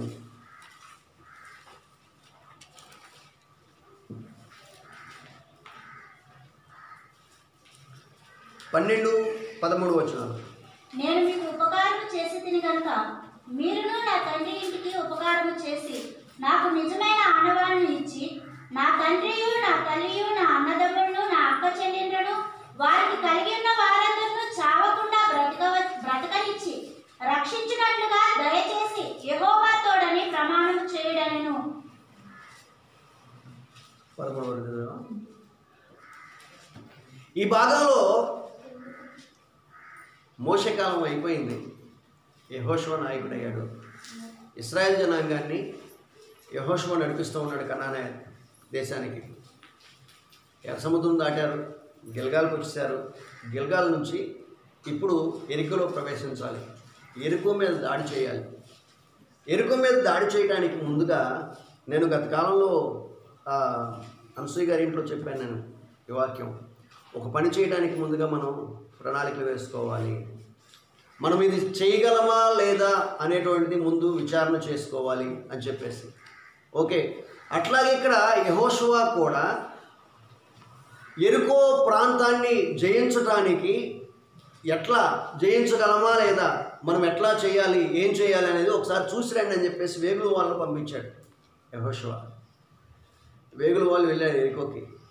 వెళ్ళిన తర్వాత వాళ్ళు ఎక్కడికి వెళ్ళారయ్యా అంటే యెరికో దేశంలోకి, ఊర్లోకి వెళ్ళలేదు, కానీ ఆ ఊరు బయట ఉన్నటువంటి రాహాబు అనేటువంటి ఒక వేశ్య ఇంటికి వెళ్ళారు. ఆ కాలంలో వేశ్య ఇల్లు, ఈ కాలంలో వేశ్య ఇల్లు ఎక్కడ పడితే అక్కడ ఉంటా ఉన్నాయి. ఇంకొక మాట చెప్పాలంటే మరికొన్ని వేశ్యలు ఉన్నటువంటి కొన్ని కాలనీలే ఉంటాయి, ప్రాంతాలే ఉంటాయి. అవి ఊరు మధ్యలోనూ ఊరు బయట ఎక్కడో చోట కొన్ని ప్రదేశాల్లో ఉంటాయి సహజంగా. కానీ ఆ కాలంలో వేశ్యలు ఇల్లు ఎక్కడుండే ఊరి వెలుపల, ఊరి చివర, అది కూడా ఎత్తైనటువంటి ప్రాకారం మీద ఉంది. ఊరి వెలుపల ఎత్తైనటువంటి ప్రాకారం మీద ఉండే ఆ వేశ్య ఇంట్లోంచి ఆ దేశం అంతా కూడా చూడగలిగినటువంటి స్థితిలో వేశ్య ఇల్లు ఉండేదన్నమాట. అలా ఈ వేగుల వాళ్ళు ఎక్కడికి వెళ్ళారంటే రాహాబు అనేటువంటి వేశ్య ఇంటికి వెళ్ళారు. అదేంటండి, దేశాన్ని వేగు చూడటం కొరకు వెళ్ళి వీళ్ళు వేశ్య ఇంటికి వెళ్ళారు. ఏంటంటే వాళ్ళు చాలా తెలివిగా ఆలోచించి వెళ్ళారు. ఆమె ఇంటికి వెళ్తే సమాచారం, దేశానికి సంబంధించిన సమాచారం అంతా కూడా మనం తెలుసుకోవచ్చు. వేశ్య ఇంటికి వెళ్ళడానికి ఎవరైనా వెళ్ళొచ్చు, ఎప్పుడైనా వెళ్ళొచ్చు. అక్కడ ఏ విధమైనటువంటి షరతులు ఏమీ ఉండవు కనుక ఇక్కడికి వెళ్తే మనకు సమాచారం అంతా వస్తుందని చెప్పేసి అక్కడికి వెళ్ళారు వాళ్ళు. వెళ్ళిన తర్వాత ఆ వేశ్యకి అర్థమైంది మీరు ఎక్కడ వాళ్ళు ఏంటి అని చెప్పేసి అన్నప్పుడు వాళ్ళని చూడగానే, వాళ్ళ యొక్క వస్త్రధారణ, వాళ్ళ విధానం చూడగానే ఆ వేశ్య అయినటువంటి రాహాబుకి అర్థమైంది వీళ్ళు పలానా వాళ్ళు అని చెప్పేసి, వీళ్ళు పలానా వాళ్ళు అని చెప్పి అర్థమైంది. గమనించండి, లోకంలో మనం ఎవరో తెలియకపోయినప్పటికీ మన వస్త్రధారణ, మన యొక్క రూపాన్ని చూసి ఈజీగా కొంతమంది గమనిస్తారు. మీరు ప్రార్థనకి వెళ్తారా అని అడుగుతారు. అనుభవం మీకు ఎప్పుడైనా కలిగిందా? మీరు ప్రార్థనకి వెళ్తారా, మీరు క్రైస్తవులా అని అడుగుతారు. కారణం ఏంటి? నేను క్రైస్తవుని అని చెప్పేసి మనం బోర్డు పెట్టుకోము, కానీ మన యొక్క విధానము ఇతరులకి మనం క్రైస్తవులు మన సంగతి తెలియపరుస్తుంది. ఆమేన్. స్త్రీల వరకు మాత్రమే కాదు, పురుషులు కూడా అడుగుతారు. కొన్ని స్త్రీలు అంటే కొంతమంది పొట్టు గాజులు ఏవి లేకుండా ఉంచుతారు కదా, దాన్ని బట్టి చెప్తారేమో అనుకుంటారేమో. పురుషులకు కూడా అంటారు మీరు క్రైస్తవులా, మీరు ప్రార్థనకి వెళ్తారా. ఇది ఎలా సాధ్యమవుతుందంటే దేవుని యొక్క మహిమ ప్రస్ఫుటంగా వారి ముఖాల్లో ప్రకాశిస్తుంది. ఆమేన్. దేవుని యొక్క మహిమ చేత మనం ఆవరించబడ్డాము. ఆ మహిమను గమనించినటువంటి వాళ్ళు దాన్ని గుర్తించి అడుగుతారు. ఆమేన్. అది లోకంలో ఉన్న అన్యులు గుర్తిస్తారు, క్రైస్తవులు గుర్తిస్తారు. హల్లెలూయా. ఈ ప్రత్యేకత క్రైస్తవునికి మాత్రమే దక్కుతుంది. ఆమేన్. హల్లెలూయా. మరి ఇంకా ఎవరిని కూడా అడగరది, ఈ లోకంలో ఉన్నటువంటి ఏ తెగని అడగరు మీరు పలానా అని, కానీ మన మాత్రం అడుగుతారు మీరు క్రైస్తవులని. ఇది ప్రత్యేకత దేవుడిచ్చింది కదా. ఆమేన్. హల్లెలూయా. అట్లాగే ఇక్కడ వెళ్ళినటువంటి వేగుల వారుగా వెళ్ళినటువంటి వాళ్ళని గమనించేస్తుంది. వేగుల వారు అంటే రహస్యంగా వెళ్ళినటువంటి వాళ్ళు. వీళ్ళు ఎక్కడ కూడా తమ ప్రాంతాన్ని, తమ విషయాలను తెలియపరచుకోవాలి. వీళ్ళు గూఢచారులుగా వెళ్ళారు. గూఢచారులుగా వెళ్ళి రహస్యంగా వచ్చేస్తారు. కానీ ఇక్కడ ఈ స్త్రీ మాత్రం దాన్ని రహస్యంగా వెళ్ళినటువంటి వాళ్ళని కూడా గమనించేసింది. వీళ్ళు వేగుల వాళ్ళని ఎక్కడి నుంచి వచ్చారో కూడా గమనించింది. ఎందుకంటే వేరు దేశాల నుంచి వస్తుంటారు ఆమె దగ్గరికి. అంత గొప్ప ప్రాధాన్యత కలిగినటువంటి స్త్రీ ఆమె. అయితే ఆమె గురించి, ఆమె విషయాలు నేను ఇవన్నీ చెప్పడానికి నేను ఇష్టపడలేదు. కానీ ఇప్పుడు ఇక్కడికి వచ్చేసరికి ఆమె చెప్తున్నటువంటి మాట చూడండి. 9వ వచనం, 8వ వచనం నుంచి. ఆ వేగుల వారు పండుకొనక మునుపు ఆమె వారున్న మిద్ది మీదకి ఎక్కి వారితో ఇట్లనెను, యెహోవా ఈ దేశంలో మీకు ఇచ్చుచున్నాడనియు, మీ వల్ల మాకు భయము పుట్టుననియు, మీ భయము వల్ల ఈ దేశ నివాసులందరికీ ధైర్యము చెడుననియు నేను ఎరుగుదును. మీరు ఐగుప్తు దేశంలో నుండి వచ్చినప్పుడు మీ ఎదుట యెహోవా ఎర్ర సముద్రపు నీరును ఎలాగో ఆరిపోజేసెనో. నువ్వు చదవమ్మా.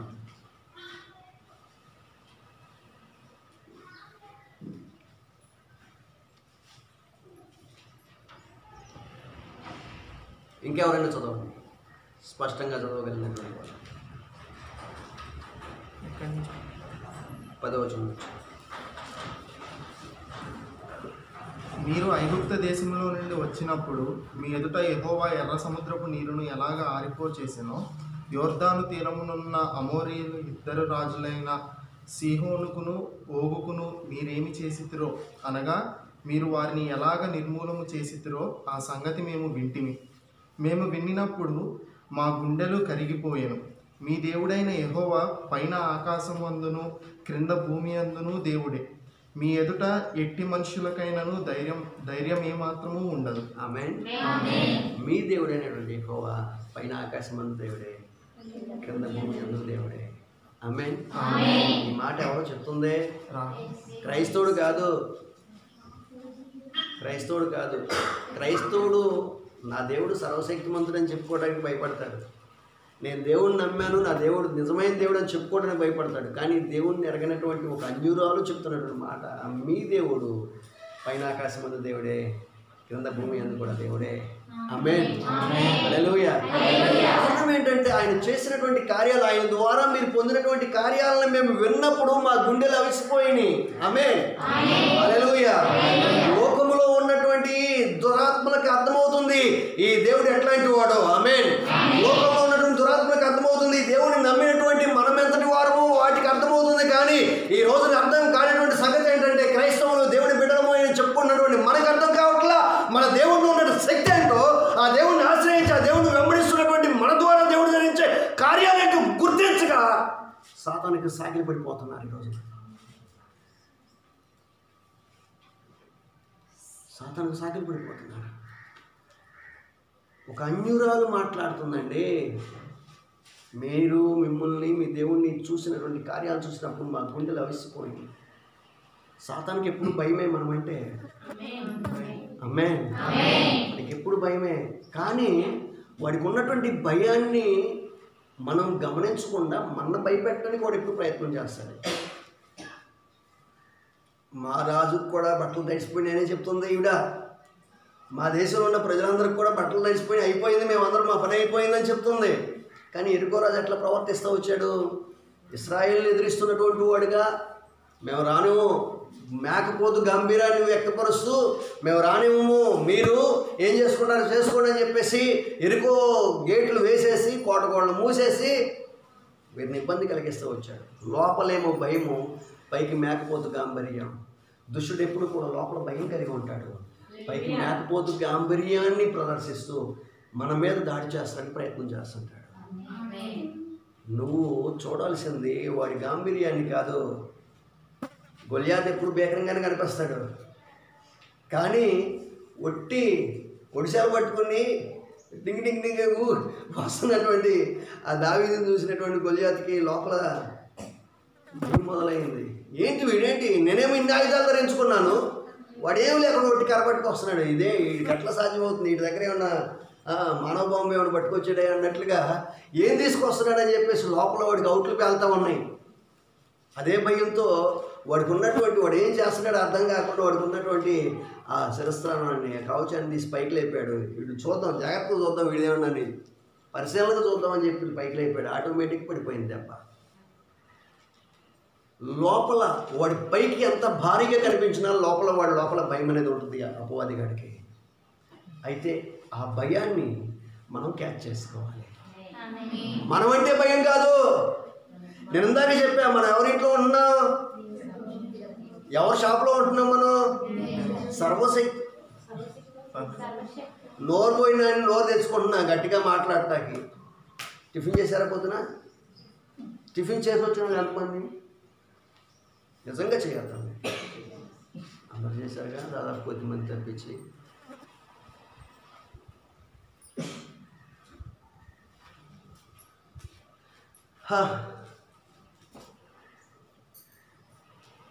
దాదాపు 2 నెలల నుంచి రాత్రిపూట భోజనం మానేసి, 1 నెల రోజుల నుంచి 4 రోజులు అవుతుందా మానేసి, మన 10 రోజులు అయిపోయి 4 రోజులు అవ్వట్లేదుగా. ఓకే, దాదాపు 4 రోజుల నుంచి టిఫిన్ మాత్రమే చేస్తూ, మరలా ఆదివారం ప్రార్థన అయ్యే వరకు ఏం తీసుకోకుండా ఉంటున్నటువంటి ఎక్కడ నీరసం కనపడుతుందా? ఏ మాట్లాడండి అంటే నోట్లోంచి ఓపిక లేకుండా మాట్లాడతారే. గట్టిగా మాట్లాడండి. ఏమని? ఎక్కడ ఉన్నాం? సర్వశక్తుడు అయినటువంటి యేసుక్రీస్తు వారి ఇంట్లో మనం ఉన్నాం. ఆమేన్. లేదు, ఆయనే మన ఇంట్లో ఉన్నాడు. హల్లెలూయా, హల్లెలూయా. ఆయన ఇంట్లో మనం ఉండడం కాదు, ఆయనే వచ్చి మన ఇంట్లో ఉన్నాడు. ఆమేన్. అమ్మో, ఇప్పుడు ఆయన ఉన్నాడులే, తర్వాత వెళ్తానని చెప్పేసి వాడు దూరం నుంచి భయపడుతూ ఉంటాడు. మనమేమో ఆయన ఉన్నాడన్న సంగతి మర్చిపోయి వాడిని ఇన్వైట్ చేస్తా కూర్చుంటాం. అయ్యా నువ్వు ఉన్నావా, కాసేపు అటు నేను వెళ్ళొస్తా అని చెప్పేసి లోకంలో ఆశలకి వెళ్ళొస్తాం, లోకంలో ఉన్నటువంటి ఆలోచనలకి వెళ్ళొస్తాం, లోకంలో ఉన్నటువంటి పోకడలకి వెళ్తాం, లోకంలో ఉన్న పద్ధతులకి, లోకంలో ఉన్నటువంటి జీవన విధానానికి, లోకంలో ఉన్నటువంటి సాతాను సంబంధమైన సమస్తాన్ని పోగు చేసుకుని ఈ ప్రభువుని ఎప్పుడు ఆయన కదలకుండా ఉంటాడు తెలుసా? ఆయన మనలో ఉన్నప్పటికీ ఆయన కదలకుండా ఉండేటువంటి నిస్తేజము చేయబడిన పరిస్థితి ఎప్పుడంటే మనలోకి పాపం ఎంటర్ అయినప్పుడు ఆటోమేటిక్గా ఆయన సైలెంట్ అయిపోతాడు. మనలోనికి పాపం ఎంటర్ అయినప్పుడు ఆటోమేటిక్గా ఆయన సైలెంట్ అయిపోతాడు. ఆయన ఏం మాట్లాడు, సైలెంట్ అయిపోతాడు. ఎప్పుడైతే మనలోనికి పాపపు ఆలోచన, పాపపు తలంపు, పాపపు నడవడిక, పాపపు జీవన విధానము మనలోనికి ఎంటర్ అవుతుందో ఆయన సైలెంట్గా కూర్చుండిపోతాడు. ఇక ఏం మాట్లాడు ఆయన సైలెంట్గా కూర్చుండిపోతాడు. ఎప్పుడైతే ఆ పాపం మనలోకి ఎంటర్ అవుతుందో ఎవరు ప్రవేశిస్తాడు తెలుసా? వాడు బయట ఉండి ఆల్రెడీ మనని భయపెడుతున్నాడు, చూసారా? వాడు వచ్చి ఎంటర్ అయిపోతాడు లోపలికి. సర్వశక్తుడైనటువంటి దేవుడు అక్కడ ఉన్నప్పటికీ కూడా వాడు అజమాయిషి మన మీద చలాయించడానికి కారణం ఏంటి తెలుసా? మనలోనికి పాపాన్ని, అంటే డైరెక్ట్గా అపవాదనే ఇన్వైట్ చేస్తూ వస్తున్నాం. ప్రియమైన దేవుని బిడ్డలారా, బాప్తిస్మం తీసుకున్నటువంటి వారు ఎలాగో మాకు ఇంకా టైం ఉందిలే అని చెప్పేసి బాప్తిసం తీసుకోకుండా ద్వారబంధాలకి రక్తం పూసుకోకుండా వాళ్ళు అట్లాగే ఉండిపోయారు. బాప్తిసం తీసుకున్నటువంటి వారు కూడా నేటి కాలంలో ఎట్లా మారిపోతున్నారంటే అనుక్షణము సాతానికి ఇన్విటేషన్ ఇచ్చేటువంటి వారిగా మారిపోతున్నారు. అనుక్షణము వాడికి ఇన్విటేషన్స్ ఇస్తూ వాడిని ఇన్వైట్ చేసి వాడిని లోపల కూర్చోబెట్టుకుని వాడితో సహవాసం చేసేవారిగా మారుతున్నారు. ఎంతకాలం అట్లా ఉందాం మనం? ఎంతకాలం అట్లా ఉంటూ అపవాది చేత తొక్కబడుతూ ఉంటాం? అపవాదిని మనం తొక్కుదామా, వాడి చేత తొక్కబడదామా, తొక్కించుకుందామా? ఏమండి? అపవాదిని మనం తొక్కాలి. మనం తొక్కాలంటే ఏం చేయాలి? మొట్టమొదటిగా మనం చేయాల్సింది ఏంటంటే వాడు బయట ఉంచాలి. మన ఇంటికి సరిహద్దుకు బయట ఉంచాలి వాడిని లోపలికి. వాడికి మన ఇంట్లోకి రావడానికి వాడికి భయమే. ఇంకో మాట చెప్పమంటారా? మన ఇంటి మీదకి వచ్చి దొమ్మికి వచ్చేవారని కొట్టడానికి వచ్చారనుకోండి, కొట్ల దొమ్మికి వస్తే మన ఇంటి మీదకి వచ్చి అరిస్తే మనం కేసు పెడితే ఏమవుతుంది? వాళ్ళని అరెస్ట్ చేస్తుంది. మన ఇంటి మీదకి ఇతరులు వచ్చి కొడితే, ఇంటి మీదకి వచ్చి లోపలికి వచ్చి కొడితే అది కేసు అవుతుంది. మనం బయటికి వెళ్ళిన తర్వాత కొడితే కేసు పెట్టాలంటే దానికి రుజువులు కావాలి, సాక్ష్యాలు కావాలి, నానా తతంగం కావాలి. అదే ఇంటి మీదకి వచ్చారు, జస్ట్ ప్రక్కన వాళ్ళు అడుగుతారు, ఇంటి మీదకి వచ్చారా? వాళ్ళు వచ్చారండి, గొడవ చేశారండి, చాలు తీసుకెళ్ళి పడేసేస్తారు. బయట ఏదన్నా జరిగిందంటే ఈ ప్రక్క వాళ్ళు చెప్పిన సాక్ష్యాలు సరిపోదు, నేరం రుజువయ్యే వరకు వాళ్ళు అట్లా ఉంటారు. ఇప్పుడు కూడా సాతాను మన జీవితంలోకి రావాలంటే వాడు మన మీద దాడి చేయాలంటే వాడిని మన ఇంటి మీదకి తీసుకొచ్చి డైరెక్ట్గా వాడి ఇంటి మీదకి వచ్చి దాడి చేయడానికి వాడికి అధికారం లేదు. కానీ వాడికి ఎప్పుడైతే మనం అవకాశం ఇస్తామో, అవకాశం ఇచ్చిన ధర్మలా వాడు లోపలికి వస్తే వాడికి మనం చేయడానికి ఏమి లేదు, కేసు కూడా అవ్వదు. ఎందుకంటే మనమే వాడికి ఇన్విటేషన్ ఇచ్చాం, మనమే బయటికి వెళ్ళి వాడితో గొడవ పడ్డాం. మనం ఇంట్లో ఉంటే కాపాడబడతాం, ఇంటి బయటికి వెళ్తే శిక్షణ గురవుతాం. ఎందుకు ఈ రోజున అనేక మంది క్రైస్తవులు శిక్షించబడుతున్నారు, దాడి చేయబడుతున్నారంటే వారి ఇంట్లో ప్రభువు ఇచ్చినటువంటి ఆ నివాసంలో ఉండకుండా నివాసము దాటి బయటకు వెళ్ళి సమస్తమైనటువంటి దురాత్మల్ని వెంట కట్టుకుని వస్తున్నారు. కనుకనే దాడి చేయబడుతుంది. ఈ రోజున ఆ దాడిని నిలువరించేటువంటి వ్యక్తిగా మారాలని పరిశుద్ధాత్మ దేవుడు మాట్లాడుతున్నారు. ఆమేన్. హల్లెలూయా, హల్లెలూయా, హల్లెలూయా. రాహాబు చెప్తూ ఉంది, మేము వినినప్పుడు మా గుండెలు కరిగిపోయాను. మేము వినినప్పుడు మా గుండెలు కరిగిపోయాయి. దుష్టుడి గుండె ఎప్పుడు కూడా కరిగిపోద్ది, ఎప్పుడు మనం కరెక్ట్గా ఉన్నప్పుడు. ఆమేన్. దుష్టుడికి భయపెట్టే స్థాయిలో నువ్వు ఉండాలంటే ఖచ్చితమైనటువంటి భక్తి మనం చేయవలసిందే. ఇందులో షార్ట్ కట్స్ ఏం లేవు. ఆమేన్. ఆమేన్. దుష్టుడికి వణుకు పుట్టాలి, మనం చూస్తే వణుకు పుట్టాలంటే మన భక్తిలో ఖచ్చితత్వం ఉండాలి. ఆమేన్. ఒక మాట అండి, వీళ్ళు ఎక్కడికి వెళ్ళారు? వేగులు వాళ్ళు వేసి ఇంటికి వెళ్ళారు. కొంచెం ఓపెనింగ్ మాట్లాడుకున్నాం. వీళ్ళతో పాటు వీళ్ళు వెళ్ళినటువంటి ఇద్దరు తప్పించి ఇంకెవరు ఉన్నారు వీళ్ళతో పాటు? ఎవరు లేరు కదా. వీళ్ళు ఏం మాట్లాడుకోవచ్చు?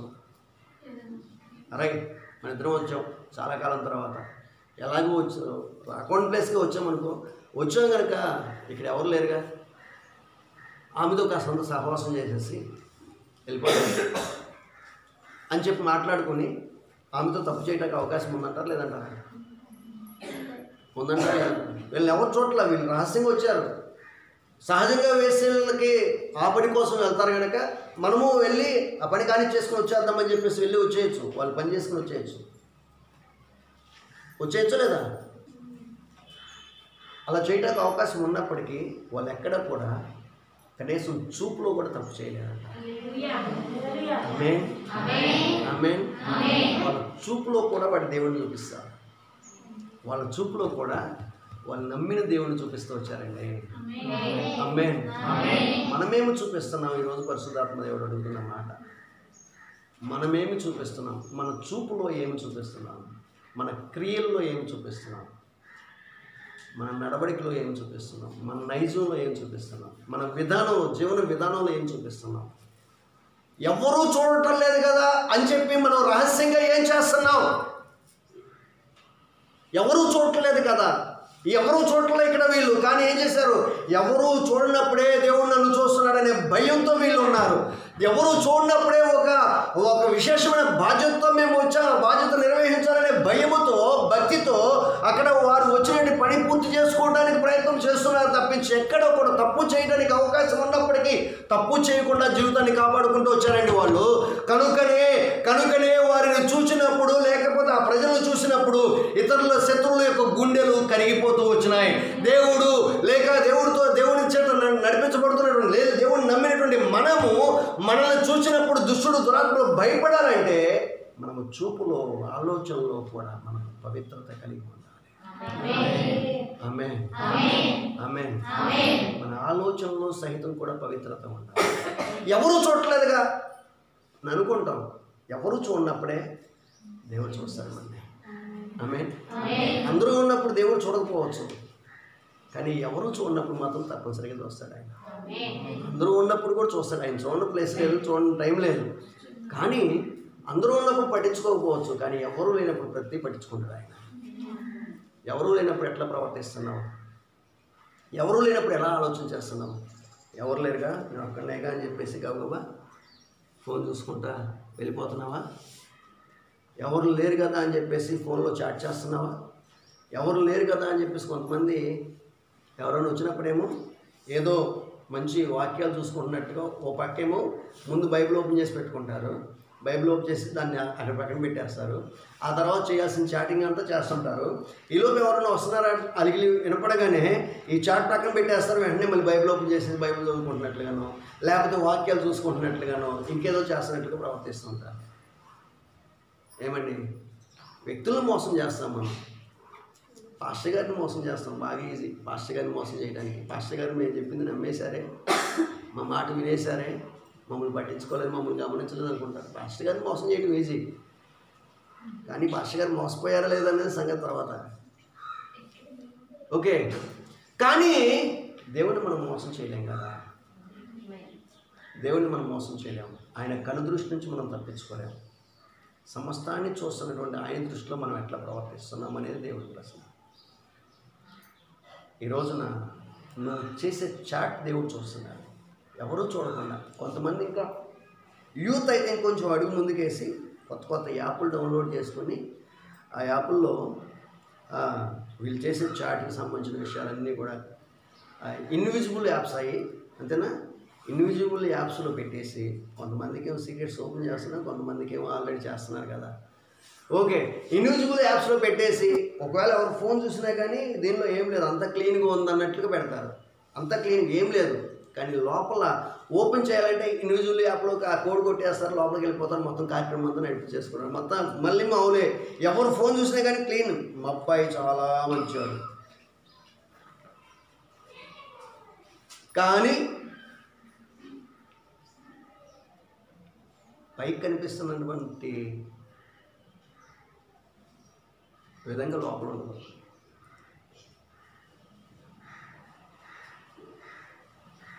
రైట్, ఎక్కడి నుంచి ఎక్కడెక్కడికో వెళ్ళిపోతా ఉన్నా. కానీ పరిశుద్ధాత్మ దేవుడు ఈరోజు మాట్లాడుతున్నాడు, నాకు అర్థమవుతుంది. అపవాది చేత నువ్వు దాడి చేయబడకుండా ఉండాలి, దేవుని కోపం ఉగ్రత మన మీదకి రాకుండా ఉండాలి అంటే ఏ గుడారమును ఏ తెగుళ్ళు మన గుడారమును సమీపించకుండా ఉండాలి అంటే మనము చేయవలసిన విషయాన్ని నేను చెప్తున్నాను. నేను టాపిక్ దాటి వెళ్ళాల, టాపిక్లో నుంచి మాట్లాడుతున్నాను. మనం ఇచ్చేటువంటి అవకాశాలే అపవాది దాడికి కారణమవుతున్నాయి. మనం ఇచ్చేటువంటి అవకాశాలే అపవాదిని జయించలేకపోవడానికి కారణమవుతున్నాయి. మనం ఇచ్చేటువంటి అవకాశాలే మనము బాధ, సమస్య, కష్టం అనుభవించడానికి హేతువులు అవుతున్నాయి. మనం ఇచ్చేటువంటి అవకాశాలే దేవుని కృపని దూరం చేసుకోవడానికి హేతువులు అవుతున్నాయి. మనం ఇచ్చేటువంటి అవకాశాలే దేవుడి మనసు నొప్పించబడి దేవుడు దూరముగా వెళ్ళిపోయి దేవుడు ఏమి చేయకుండా అట్లా చూస్తూ చతిగా ఆయన కూర్చుండి ఉండిపోయి ఆయన బాధపడటానికి హేతువులుగా మారుతున్నాయి.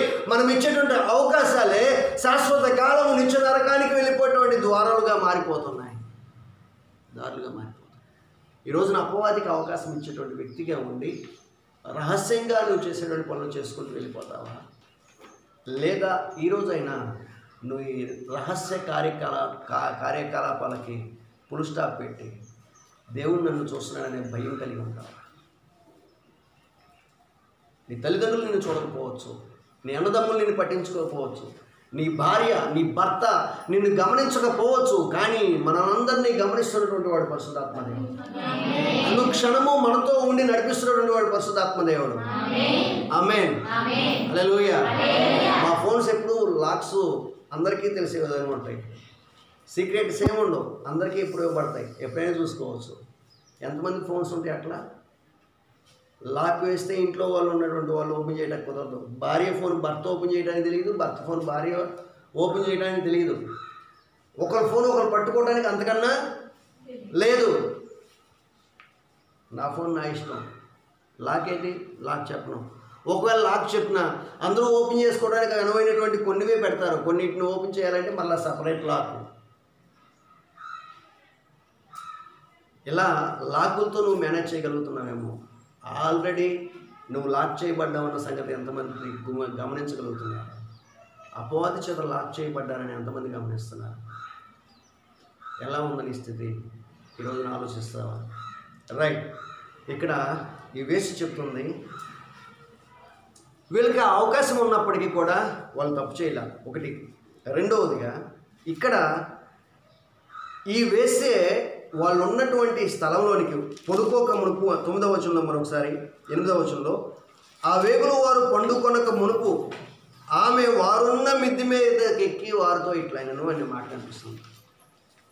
వేగులు వారు పండుకోక మునుపు, రాత్రిపూట వాళ్ళు ఉన్నటువంటి మిద్ది మీదకి ఎక్కి, ఎలాగ వచ్చిన వాళ్ళు వచ్చారుగా, నా దగ్గరకు వచ్చేటువంటి వాళ్ళందరూ దీన్ని నిమిత్తం వస్తారు కనుక మీరు పలానా ప్రాంతం వాళ్ళనే సంగతి నాకు అర్థమవుతుంది, మిమ్మల్ని నేను మచ్చిక చేసుకోవాలి.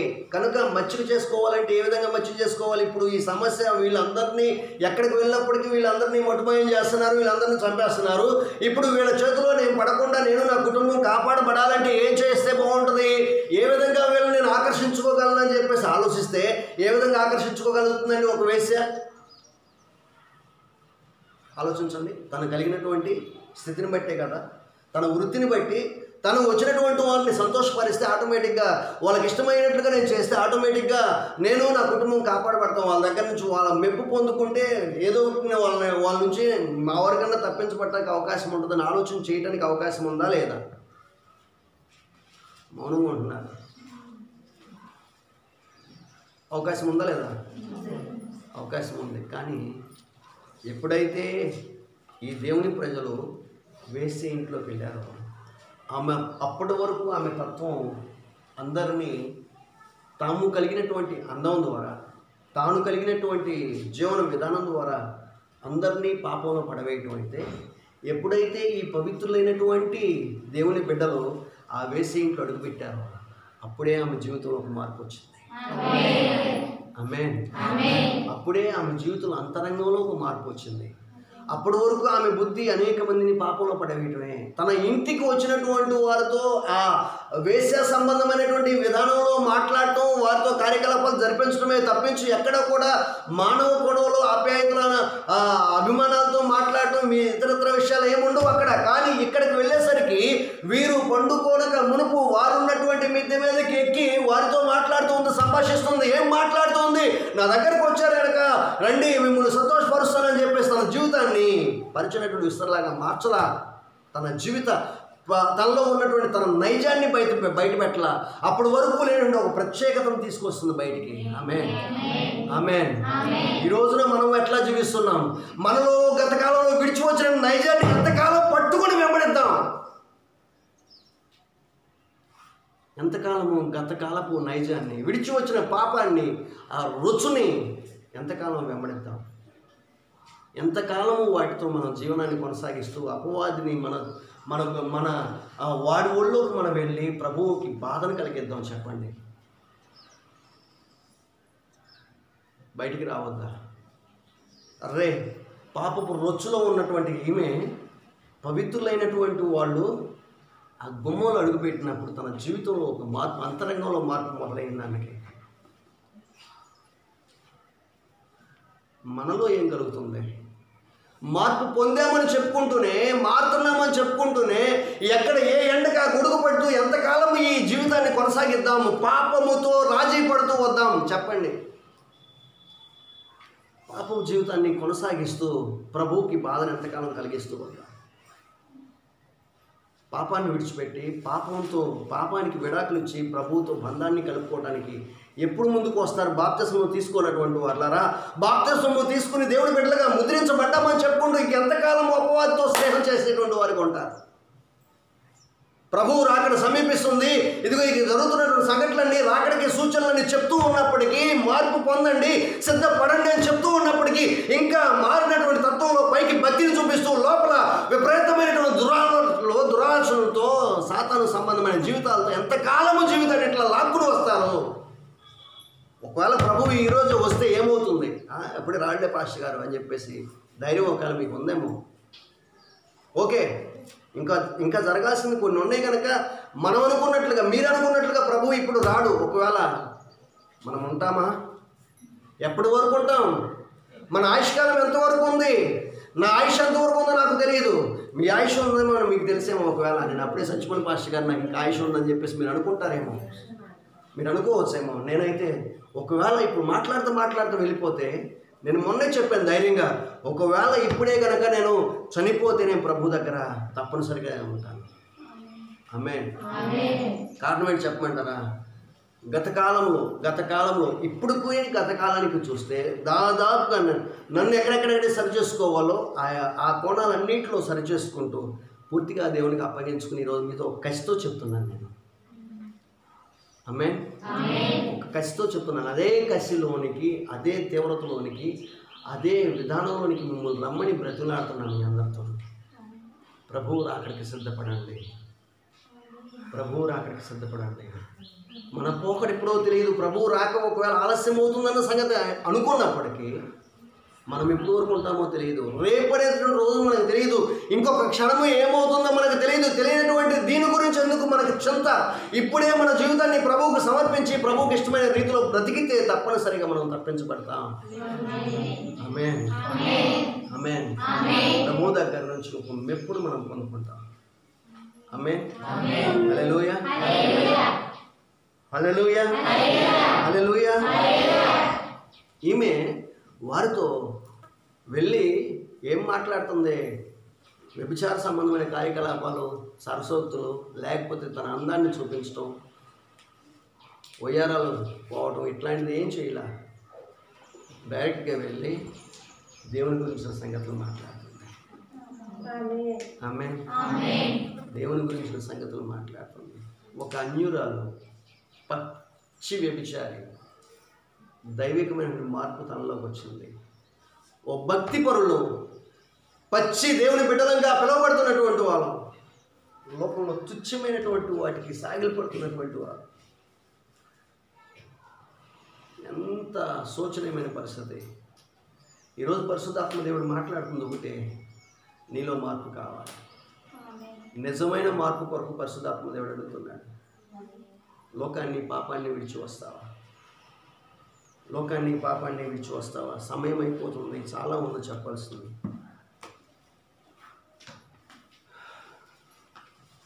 లోకాన్ని పాపాన్ని విడిచి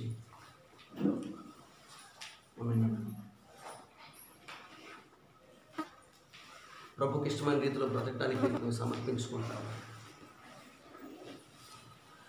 లేక పాపంతోనే సహవాసం చేస్తావా? ఎలా ఉందామనుకుంటున్నావు? ఎలా ఉండటానికి నేను ఇష్టపడుతున్నావు? ఏదో ఈ లోకంలో ఏదో పొందుకుందాం, అద్భుతాలు చూద్దాం, స్వస్థతలు చూద్దాం, మహత్కార్యాలు చూద్దాం, అవసరాలు తీర్చుకుందాం అనే లెక్క అయితే ఈ ప్రభువుని నమ్మవసరలా, ప్రభువుని వెంబడించవసరలా. ఈ లోకంలో ఉన్నటువంటి మనము గత కాలంలో వెంబడించినటువంటి ఏ దేవుళ్ళగా పిలువబడుతున్నటువంటి వారిని వెంబడించినా మన అవసరాలు తీర్చబడతాయి. కానీ నిత్య జీవము, పాప క్షమాపణ అనేది కావాలి అంటే తప్పనిసరిగా నజరేయుడైనటువంటి యేసుక్రీస్తు వారి ద్వారా మాత్రమే సాధ్యమవుతుంది. ఆయన పొందినటువంటి శిలువ మరణము ద్వారానే మాత్రమే సాధ్యమవుతుంది నిత్య జీవమైన, పాప క్షమాపణ అయినా. కనుక పాప క్షమాపణ మనము లేకుండా నిత్య జీవానికి ప్రవేశించలేము. పాప క్షమాపణ, మారు మనసు నిమిత్తం బాప్తిస్మము లేకుండా నిత్య జీవంలో మనం ప్రవేశించలేము.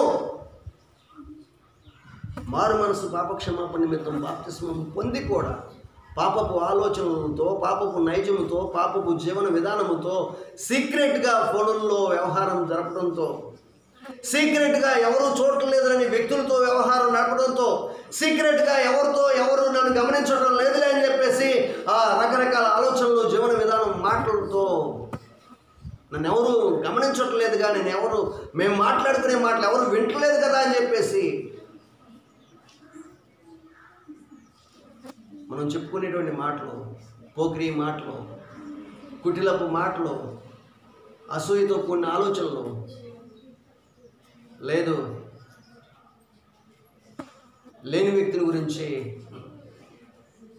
లేనిపోని మాటలు చెప్పుకోవటం, ఇవన్నీ ఎవరు చోట్ల మీరు మాత్రమే ఉన్నారు, మీరు మాత్రమే మాట్లాడుకుంటున్నారు. కానీ వింటున్నటువంటి వాడు, చూస్తున్నటువంటి వాడు ఉన్నాడన్న సంగతి గుర్తిస్తున్నామా?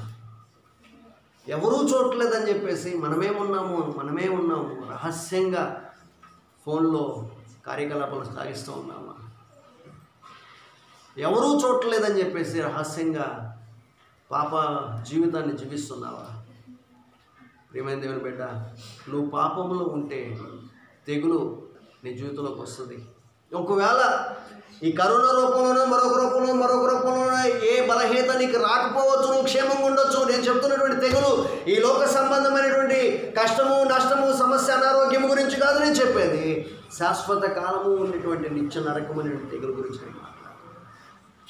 ఆ నరకాన్ని ఎవరు చూశారు పాస్టర్ గారు? ఈ లోకంలోనే మన నరకపు బాధల నుంచి మేము తప్పించబడితే చాలు, ఈ లోకంలో మోక్షము లాంటి, స్వర్గము లాంటి సుఖాలను అనుభవిస్తే చాలండి, ఇదే జీవితం అండి, కనుక ఈ స్వర్గ సుఖాలను ఇక్కడే నా శరీరం ద్వారా అనుభవిస్తారు పాస్టర్ గారు అని చెప్పేసి స్వర్గాన్ని కోరుకుంటూ ఈ లోక సంబంధమైన తుచ్చమైనటువంటి శరీర కోరికల కొరకు నువ్వు పరుగులెడుతూ ఉన్నట్లయితే ఈరోజు పరిశుద్ధాత్మ దేవుడు మాట్లాడుతున్నటువంటి మాట, ఈ శరీరము ద్వారా మనం జరిగించినవి మంచివైనా సరే, చెడ్డమైనటువంటివైనా సరే, అవన్నిటికీ తగిన ఫలితము దేవుని యొక్క సింహాసనం ముందు తీర్పు రోజున లెక్క అప్పగించుకోవలసి ఉన్నది అన్న సంగతి మరిచిపోవద్దని మాట్లాడుతున్నాడు పరిశుద్ధాత్మ దేవుడు.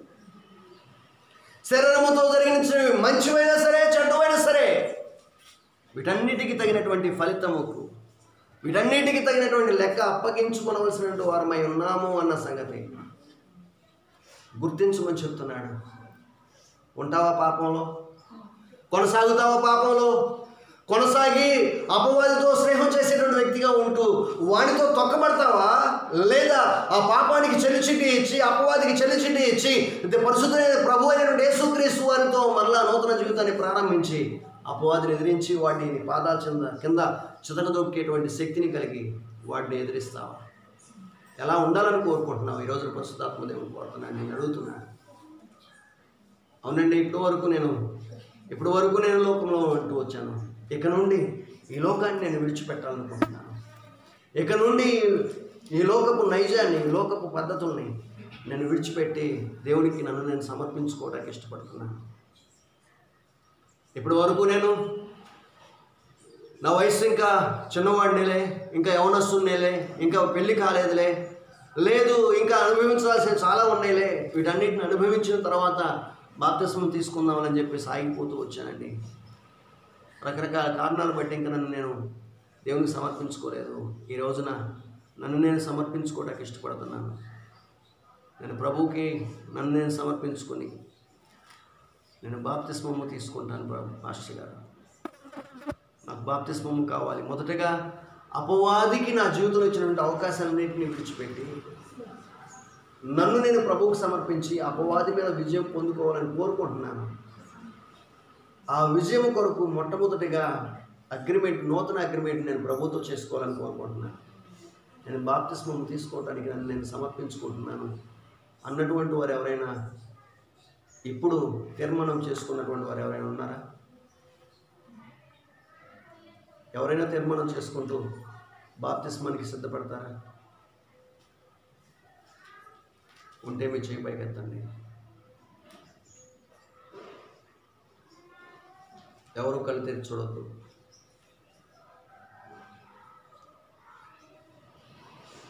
మీ జీవితాన్ని ప్రభువుకు సమర్పిస్తూ నేను ఈ పాపాన్ని విడిచిపెట్టి, ఈ లోకాన్ని విడిచిపెట్టి, సాతానుతో ఉన్న సహవాసాన్ని విడిచిపెట్టి ప్రభువుకి ఇష్టమైన బిడ్డగా నేను జీవించడానికి ఇష్టపడుతున్నాను. పాస్టర్ గారు, ఈ రోజు నుంచి నేను ప్రభు బిడ్డగా నన్ను నేను సమర్పించుకుంటున్నాను. ఇక నాకు పాపం మీద, సాతాను మీద అధికారం కావాలని కోరుకుంటున్నాను. అపవాదిని జయించడం కొరకు నేను అగ్రిమెంట్ ప్రభుతో తీసుకోవాలని కోరుకుంటున్నాను అన్నటువంటి వారు చేయి పైకెత్తండి.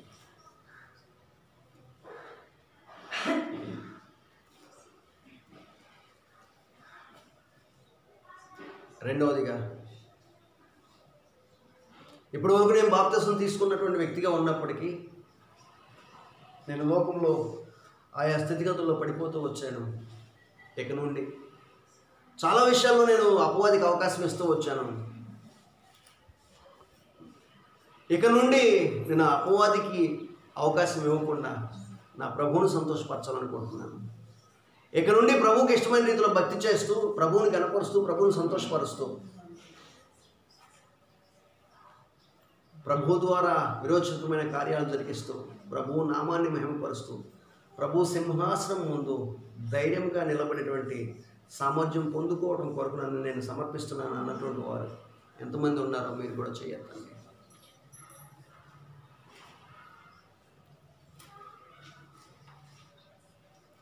మీ జీవితాలని ప్రభువుకి సంపూర్ణంగా సమర్పించుకుంటూ, ప్రభువు చేతికి అప్పగిస్తూ, ఎక్కడను ఇక నా అవకాశాన్ని నేను అపవాదికి ఉన్నాయా, అపవాదిని జయించేటువంటి సామర్థ్యం నాకు అనునిత్యము కావాలి ప్రభువా. అపవాదిని వాడి దోతల చేత ఇప్పటివరకు తొక్కబడుతున్నాను. ఇక నుంచి వాడిని తొక్కేటువంటి శక్తిని కలిగినటువంటి వ్యక్తిగా ఉండాలని కోరుకుంటున్నాను. నాకు అపవాది మీద అధికారం అనునిత్యము అనుగ్రహించండి ప్రభువా అని కోరుకుంటూ ఎవరు ఆయనకి సమర్పిస్తారు వారు కూడా చేయి పైకెత్తండి. మీరందరూ అట్లాగే చేతులు ఎత్తినటువంటి వారు పూర్తిగా 2 చేతులు పైకెత్తి మోకాళ్ళ మీదకి రండి. మిగిలినటువంటి వారు మామూలుగా ఉండండి. ఇప్పుడు సమర్పించుకున్నటువంటి వారు వరకు మాత్రమే మోకాళ్ళ మీదకి రండి.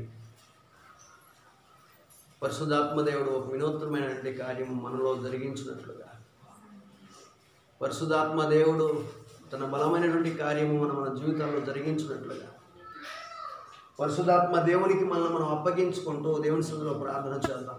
ఈ పగటి కాలమందు దేవుడు మనతో మాట్లాడినటువంటి మాట ఏది వ్యర్థముగా పోకూడనట్లుగా దేవుని యొక్క కనికర హస్తము మన తలల మీద ఉంచబడి దేవుని యొక్క కాపుదల మహిమ కలిగినటువంటి అభిషేకము మన పైన ఉంచబడి మన జీవితాల్లో ఉన్నటువంటి పాపము, దోషము, కీడు, శాపము, అపవాదికి ఇచ్చినటువంటి అవకాశాలన్నింటినీ తొలగించి వేయబడినట్లుగా ఈ సమయమందు ఎక్కడైతే మీరు అవకాశం ఇస్తూ వచ్చారో ఇచ్చినటువంటి అవకాశాలన్నింటిని బట్టి ప్రభు దగ్గర క్షమాపణ చెప్తూ ప్రభు సన్నిధిలో ప్రార్థన చేయండి. ప్రభు సన్నిధిలో ప్రార్థన చేయండి. ప్రభు మమ్మల్ని క్షమించండి ప్రభు. ఇప్పుడు వరకు మీకు వ్యతిరేకంగా మేము ప్రవర్తిస్తూ వచ్చాం నాయన. ఇప్పుడు వరకు మీ చిత్తాన్ని మేము నెరవేర్చలేకపోయాము ప్రభు. ఇప్పుడు వరకు మిమ్మల్ని సంతోషపరచలేకపోయాము నాయన. ఇప్పుడు వరకు అనేక మార్లు మేము అపవాది చేత కొట్టబడుతూ త్రొక్కబడుతూ వచ్చాము ప్రభు. ఇది మొదలుకొని మేము అపవాది యొక్క సింహాసనాన్ని కూల్చివేసేవారముగా, వారి లోకాన్ని త్రొక్కివేసేవారముగా, వారిని పారద్రోలేటువంటి వారిగా, అటువంటి అభిషేకం కలిగినటువంటి వారిగా మమ్మల్ని మార్చమని మీ చేతులకు అప్పగిస్తున్నాము నాయనంటూ ప్రార్థన చేయండి. నోరు తెరిచి ప్రార్థన చేయండి. ఎవరు మౌనంగా ఉండొద్దు. ప్రభు సన్నిధిలో నోరు తెరిచి విజ్ఞాపన చేయండి. ప్రభు సన్నిధిలో నోరు తెరిచి ప్రార్థన చేయండి. ప్రభు యొక్క సన్నిధి, ప్రభు యొక్క మహిమ, ప్రభు యొక్క ప్రసన్నత, ప్రభు యొక్క అభిషేకము మనల్ని ఆవరించినట్లుగా ఆయనకు అప్పగిస్తూ ప్రార్థన చేయండి. నోరు తెరవండి. గట్టిగా ప్రార్థన చేయండి. ప్రభువా నన్ను దర్శించండి అయ్యా, నన్ను దాటిపోవద్దయ్యా. దావీదు కుమారుడు యేసు నన్ను కరుణించును నాయన అంటూ ఆ గుడ్డి భర్తిమై తనని దర్శించే వరకు కూడా కేకలు పెట్టినట్లుగా ఈ రోజున ప్రభువైన యేసుక్రీస్తు వారి పరిశుద్ధాత్మ దేవుడు మనల్ని దర్శించినట్లుగా కేకలు వేస్తూ ప్రార్థన చేయండి. అయ్యా మమ్మల్ని దాటిపోవద్దయ్యా. నీ ప్రార్థన పక్క వాళ్ళు వింటారని చెప్పేసి ఆలోచిస్తున్నావా? పరిశుద్ధాత్మ దేవుడు వింటారని కోరుకుంటున్నావా? పరిశుద్ధాత్మ దేవుడు నీ ప్రార్థనలో నోరు తెరుస్తావా? ప్రక్క వారు వింటారేమని భయపడుతూ నోరు మూసుకుని ఉంటావా?